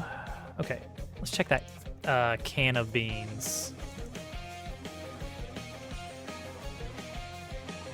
Like, we just add nice little texture to this. Doesn't even have to be good. Boom, can of beans.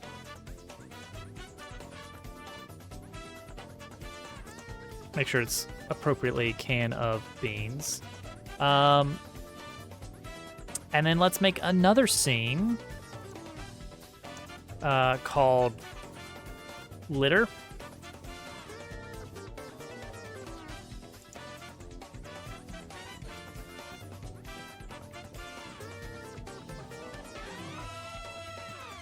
Because, like, look at this.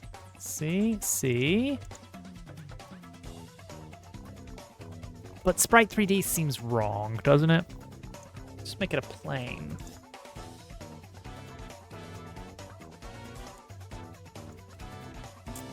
New plane mesh.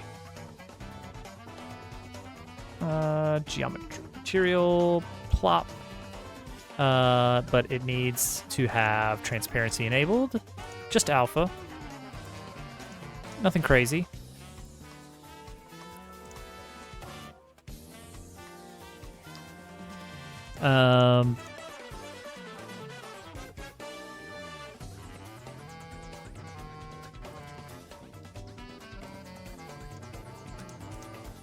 Yeah, there we go.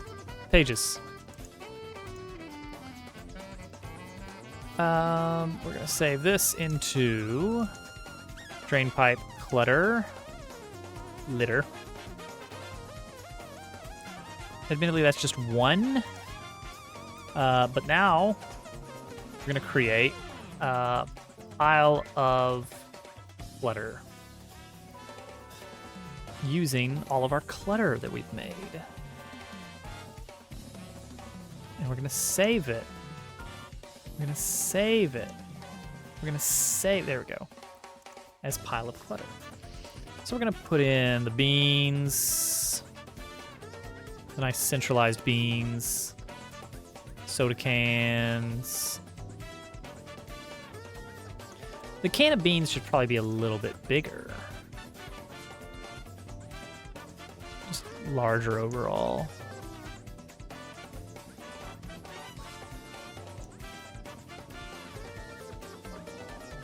All right, throw some beans in. Throw some soda cans in. Yeah, there we go. Much better. We'll definitely have some of these on their side.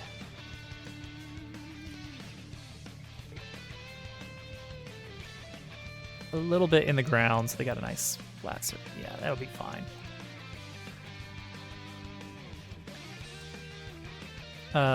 Some litter just strewn about. That should be bigger though.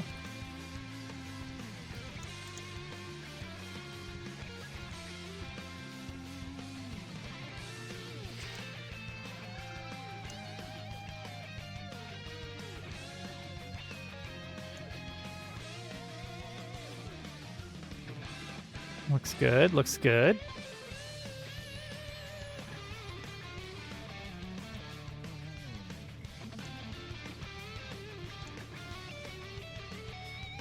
That's a pretty good little pile of litter we got there.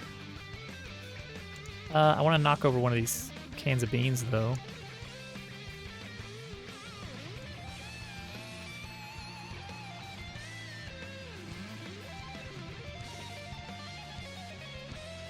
Well, they're gonna sink into the ground a little bit, you know? I mean, I could, but it's easy to notice parallel faces. Oh, I see what you mean, the vertical one specifically. I understand now. I get it.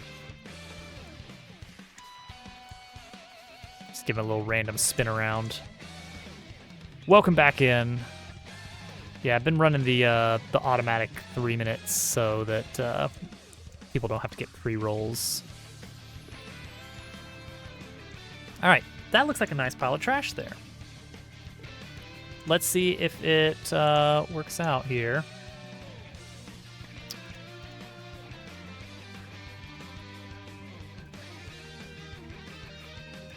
I did not organize this one very well.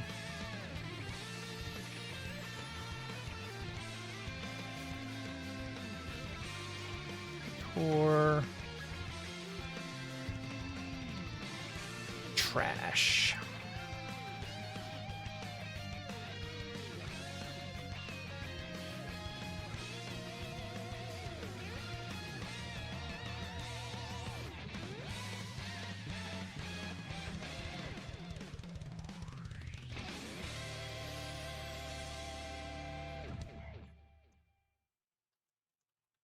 Pilot wings.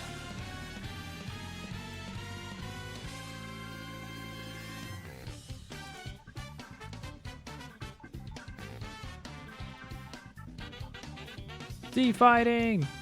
Okay, let's tip this up like a little bit. Not even that much. Half of that. There we go. I like it. Just some junk kind of swept into the corner here.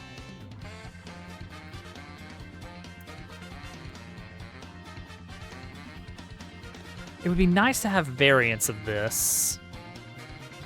And we'll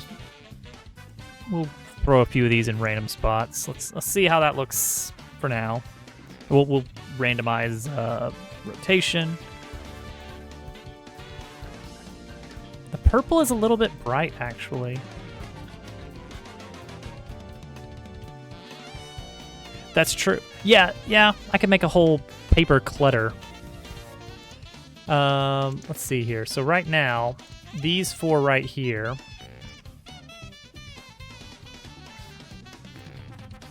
What we can do is move these four into their own little sub node, and then save as a scene to extract it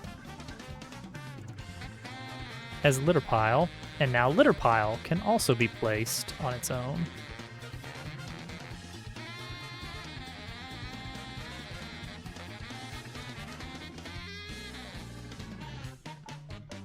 Love it. That's going everywhere. Yeah, the soda can. Too bright. Too bright.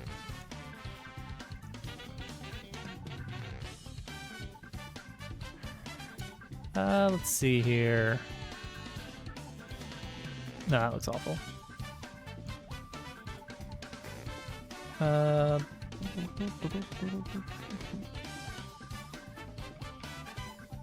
about this, but also with a material overlay of rust? Doesn't look like soda anymore, that's for sure.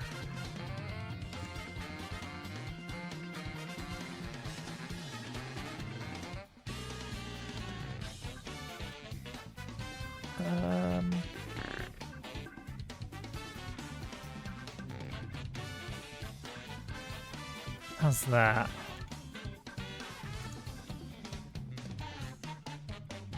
A little bit better, more neutral. Gotta have the bevels. You might be right. We might need it. Or some hand-painted shadows. Yeah. Alright, alright. Alright, alright, alright. Let's do it.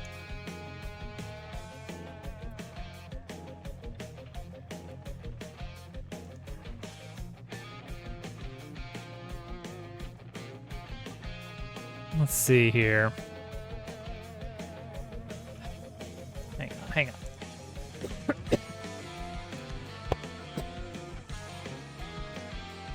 I mean, like at the top, little sunken inset. Or do you mean like, I guess around the corners too? Sorry, I was just dying real quick.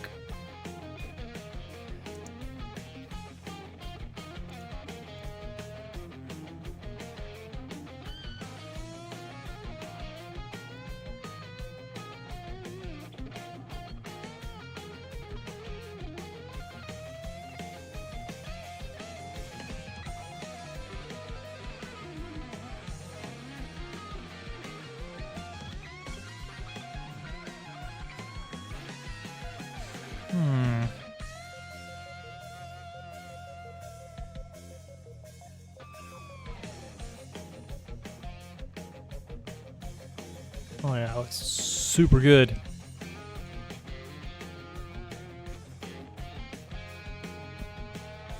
That's the cross section, right? That's the vague cross section. Let's see if this is gonna be terrible.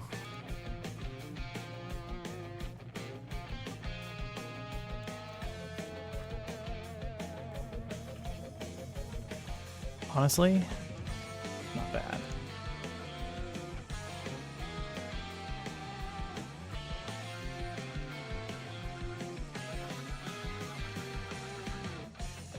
Can I get smoothness? Yeah, there we go. A little bit silly at the top, but I think it's fine. Look, it's soda. It's drink. Enjoy, drink. That does give it a little bit of something there, gotta say.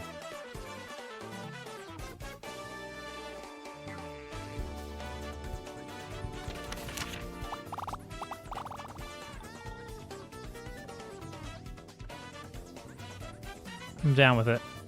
The clutter, the litter pile, that it does add a lot.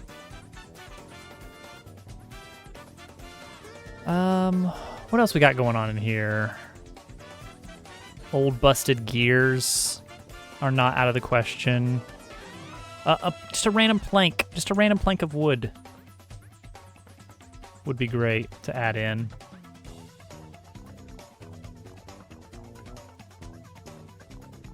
Plank.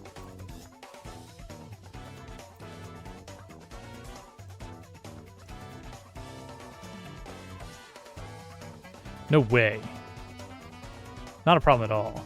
Everyone loves it, actually. No collision.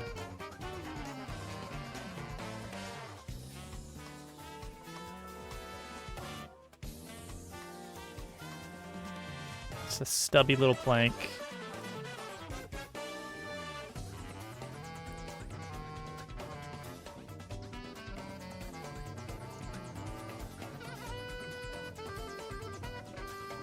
Just a stubby little wooden plank here to sink into the ground.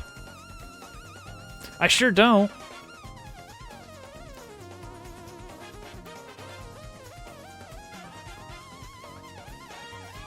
All I know is that if the FPS starts chugging below what I want to see, start deleting things and make the world a better place.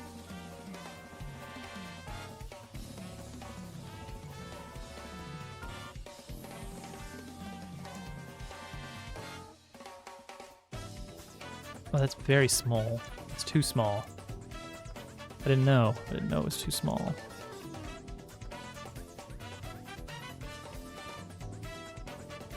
Better, better. Still fairly tiny.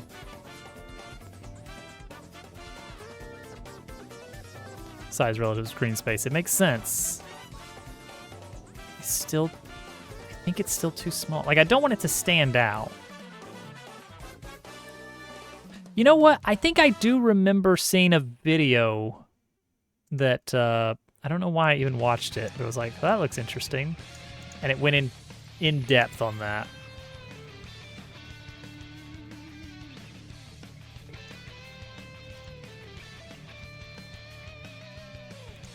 I think that looks a little bit better. We don't want to spend too much more time tonight. We're going to have to wrap up pretty soon. Yeah, just some random wooden planks scattered about is fine.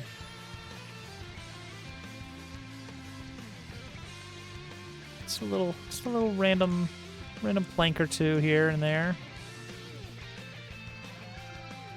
Just to make things a little bit less tidy.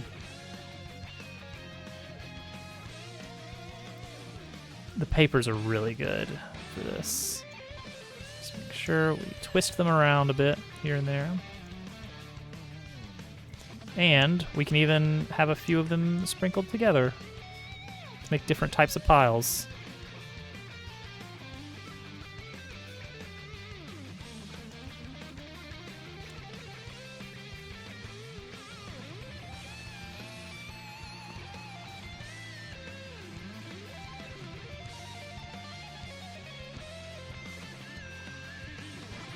These can kind of be wedged into places awkwardly.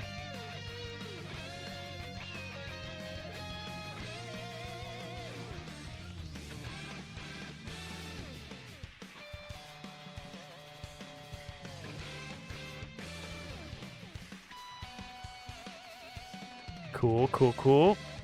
All right.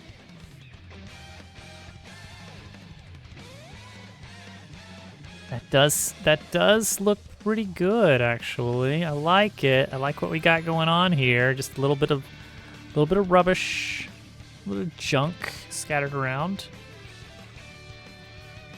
Yeah, look at that.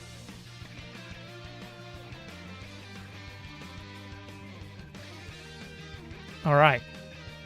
This area is still, we don't know what we're gonna do with it yet, and we have to be careful with it because it's gonna be important later on. Like with this, I like the idea of there's something up here that you can see very early on in the game, like probably as you're walking to chapter 2.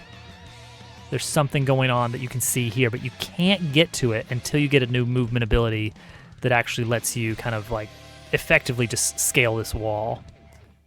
So you'll barely see it if you're really looking around in chapter 1, but it's going to be mostly when you're on your way into chapter 2, which that's not even going to be part of the demo. So we're not going to have that done when we go live on Steam. So you're not even going to be able to get up here in the demo. But this area down here you definitely will be able to get to. So we need to figure out what we're doing with this, if anything. Battle system works decently well. It's pretty rugged.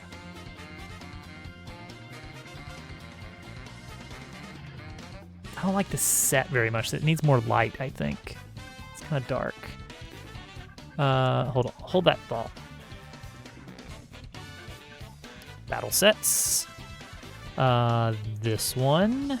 Yeah, let's add just a little bit of extra something in here. A little bit of spotlight, maybe? A little spotlight.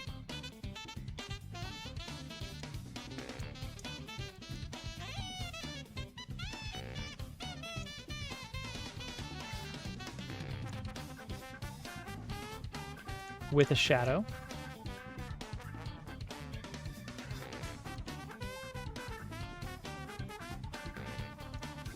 I don't feel like I'm getting much light here. Okay, it's very, very bright on Dabble there. Okay, let's give it a little bit extra oomph. That is a little bit better, honestly. Gives a little bit more something. There we go. Okay. It's very Paper... It is very Paper Mario. Like, action commands, the works. Bug Fables was also a big inspiration.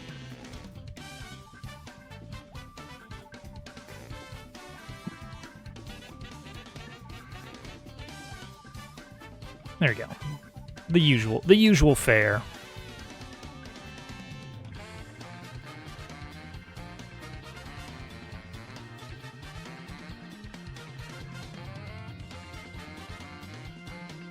I feel like these need a little bit... I don't want them to be completely unshaded. I do want to give them something.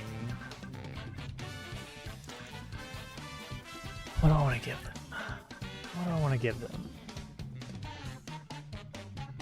Let's look at this material here.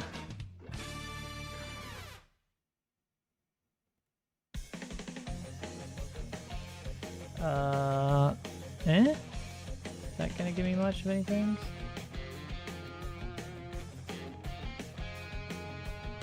No.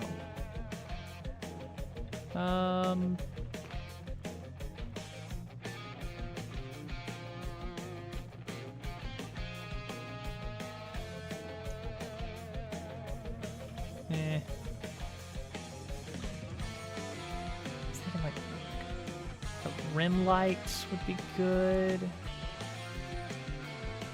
Something. We'll try that for next time. Anyway, yeah. A reflection probe for that. Maybe something like that.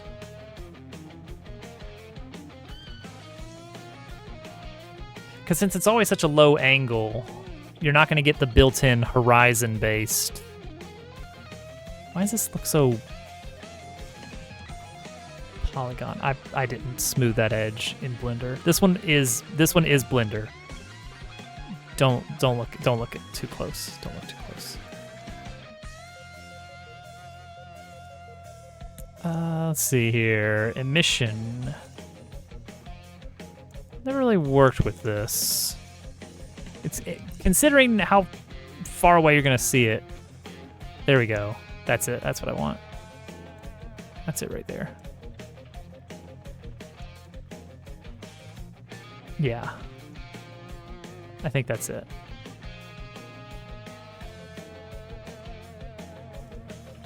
That's perfect. What's it gonna do here? Multiply. Oh, well. What does this do? Oh, wait. That's just gonna multiply by 1.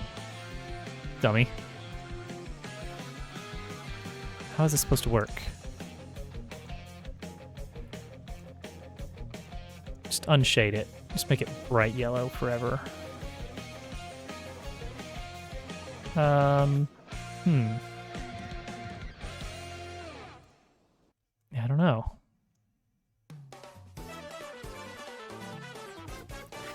Deflection probe.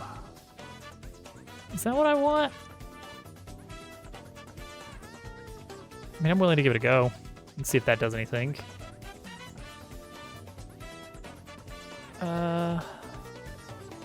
I know we looked at those ages ago and fiddled around with them, and then I just didn't understand what I was doing and really screwed some stuff up.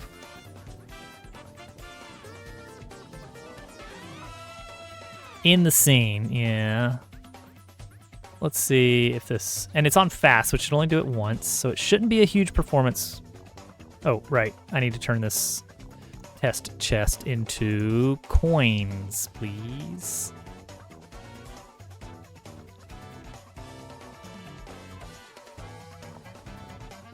See what this does. Whoa. All right, there was definitely a struggle there.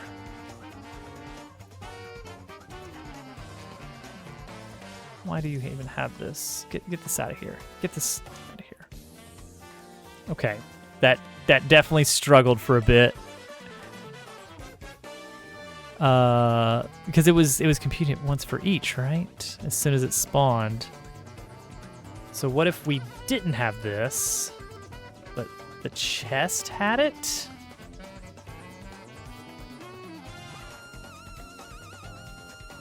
Ooh, there's still a little struggle, but it's fine.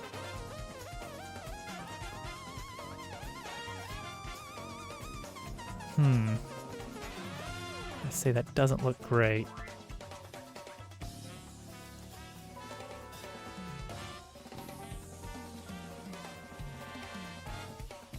I mean, I'm not really setting it up properly for one thing.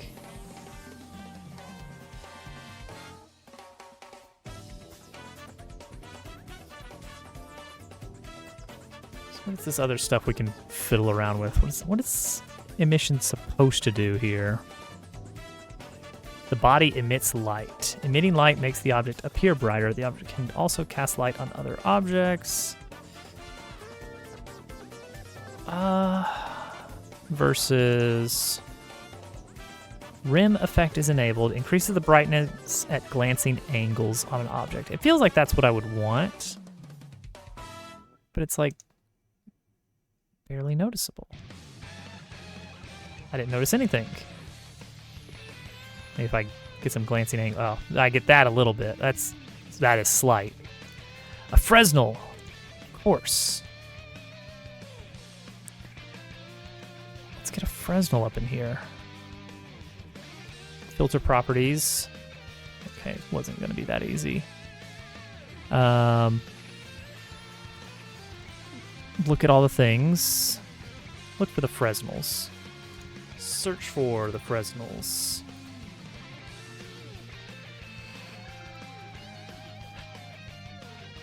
What's a Fresnel?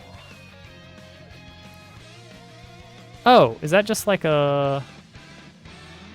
Oh, wait.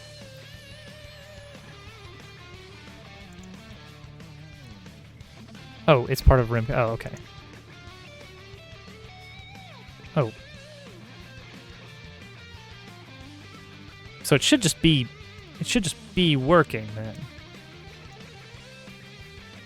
High specular lighting at the angle of incidence, like on water.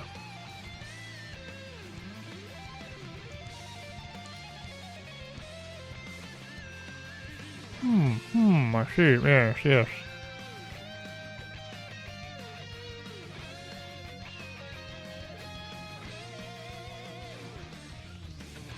See, that sounds like we're dipping into shader territory again.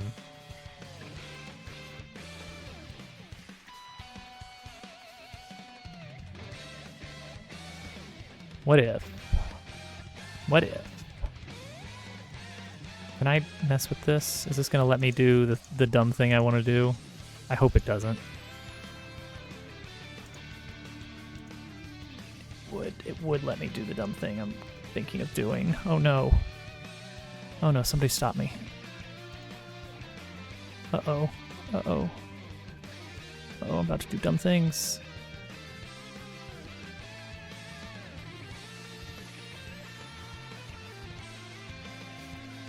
Like, this would be very dumb, right?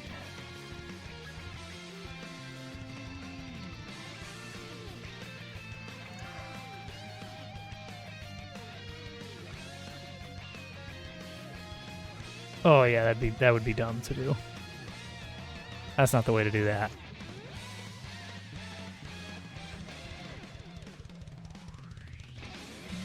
You can see what I was planning there. I shouldn't be planning it, but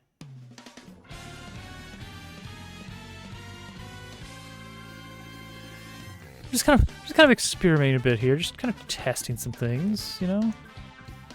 Just like, what if? What if? Oh, because it's rounded, right.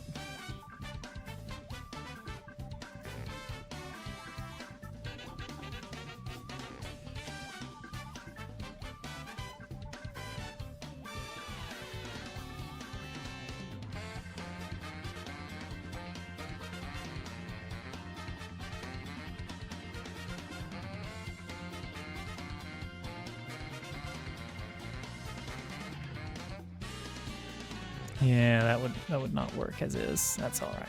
It was an interesting idea. Oh dear. Oh dear. Oh dear. Oh, I see. I see what I've done. I see what problem I've created here for myself.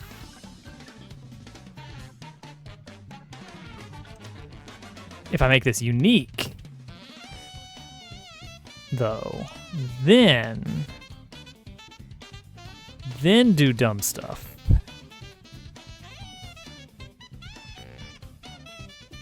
Then maybe let's listen to the crazy things you're suggesting here. What is this? What is this? Oh, look at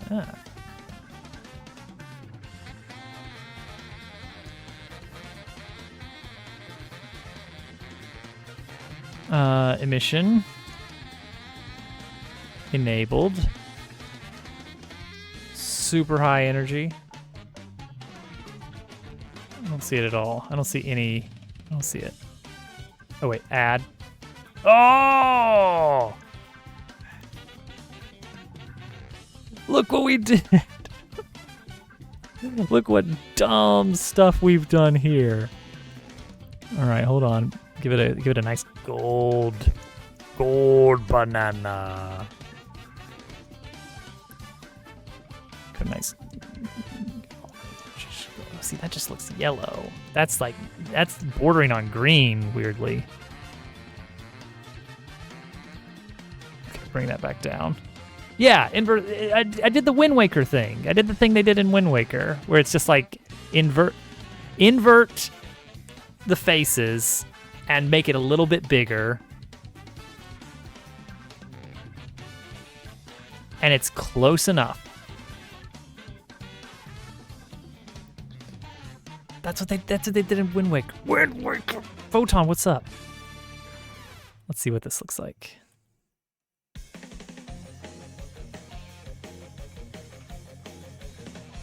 I'm okay with it.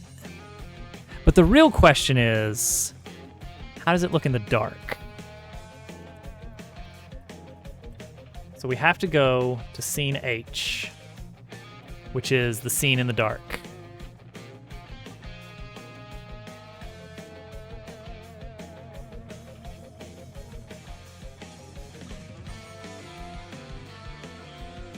Really dark. Waker, let's go!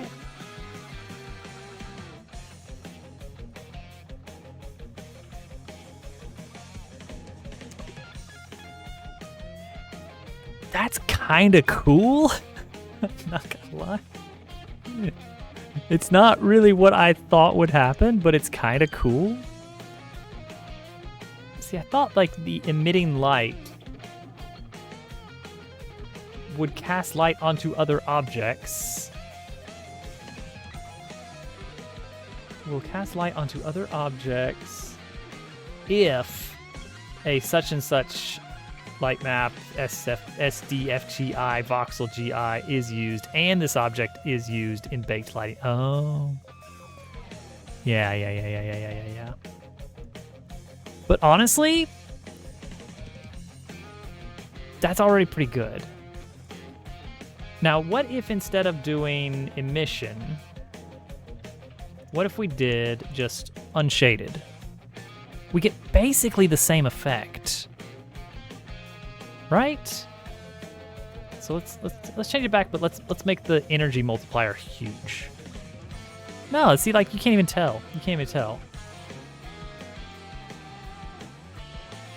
Yeah, let's just do unshaded then.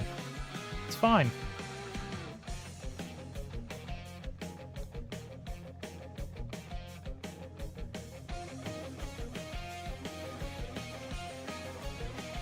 Yeah, we'll just do it this way. All right, save that. Don't save this. And let's get out of here. I got work in the morning. I have a job, you guys. I have a freaking full-time job. It looks all right. It's silly. Yeah, we're not doing that. I'm not, like, opposed to good graphics. Like, I am, but not solely on this is a lot of effort.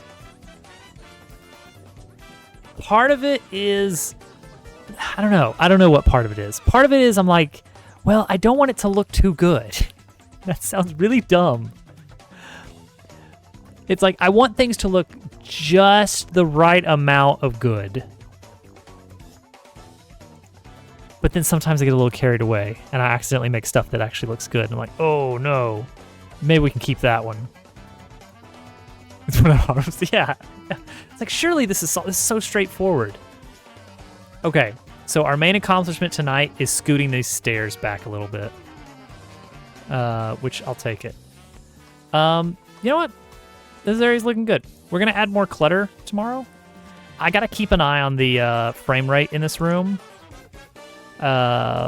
Make sure we're not getting a little bit too swamped with, like, tiny things that are adding up. Like, these should not be a problem. This is like a mesh. Actually, this could be optimized. I think if we made this a single texture and scattered that around instead of, like, single page. Like, this is four mesh instances.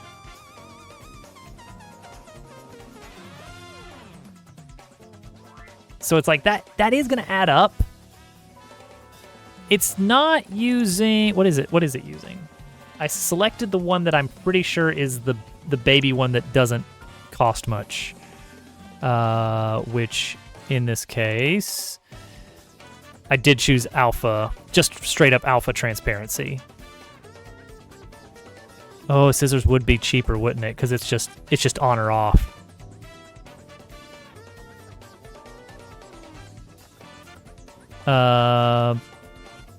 Opaque portions.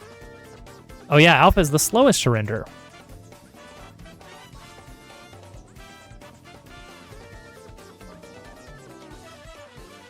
Slower than opaque render. Well, of course opaque is the cheapest. Let's see how that looks. And then we're gonna get out of here. Like, I'm not super worried. Oh wait, am I super worried about depth?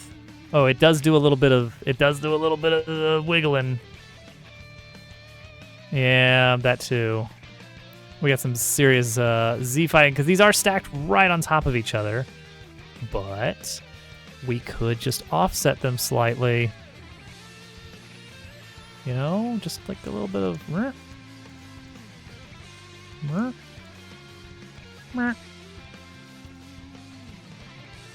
Wow, solved.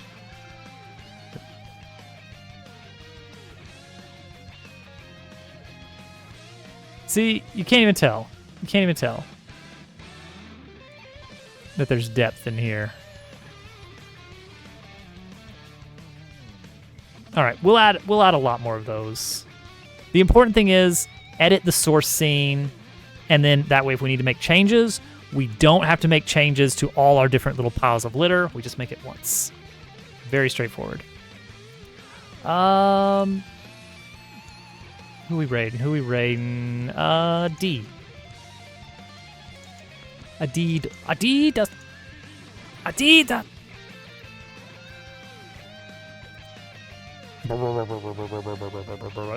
D's playing Hades. I need to play Hades 2 at some point. I did pretty much everything there is to do in Hades 1. I got the 32 heat clear, and I'm not going higher than that. That was already a pain. But I'm waiting for Hades 2 to actually release. More of a script. It's nails on chalkboard.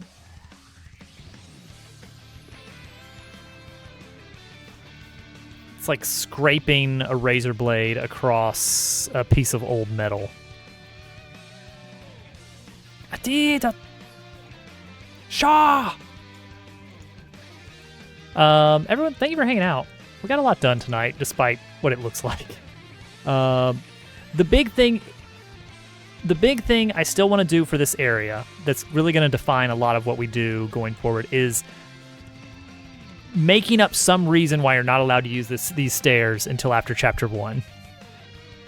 Making up some reason that these are off limits, because that solves too many areas being available from the get-go. And also lets you kind of get shortcuts later as you proceed, which is nice.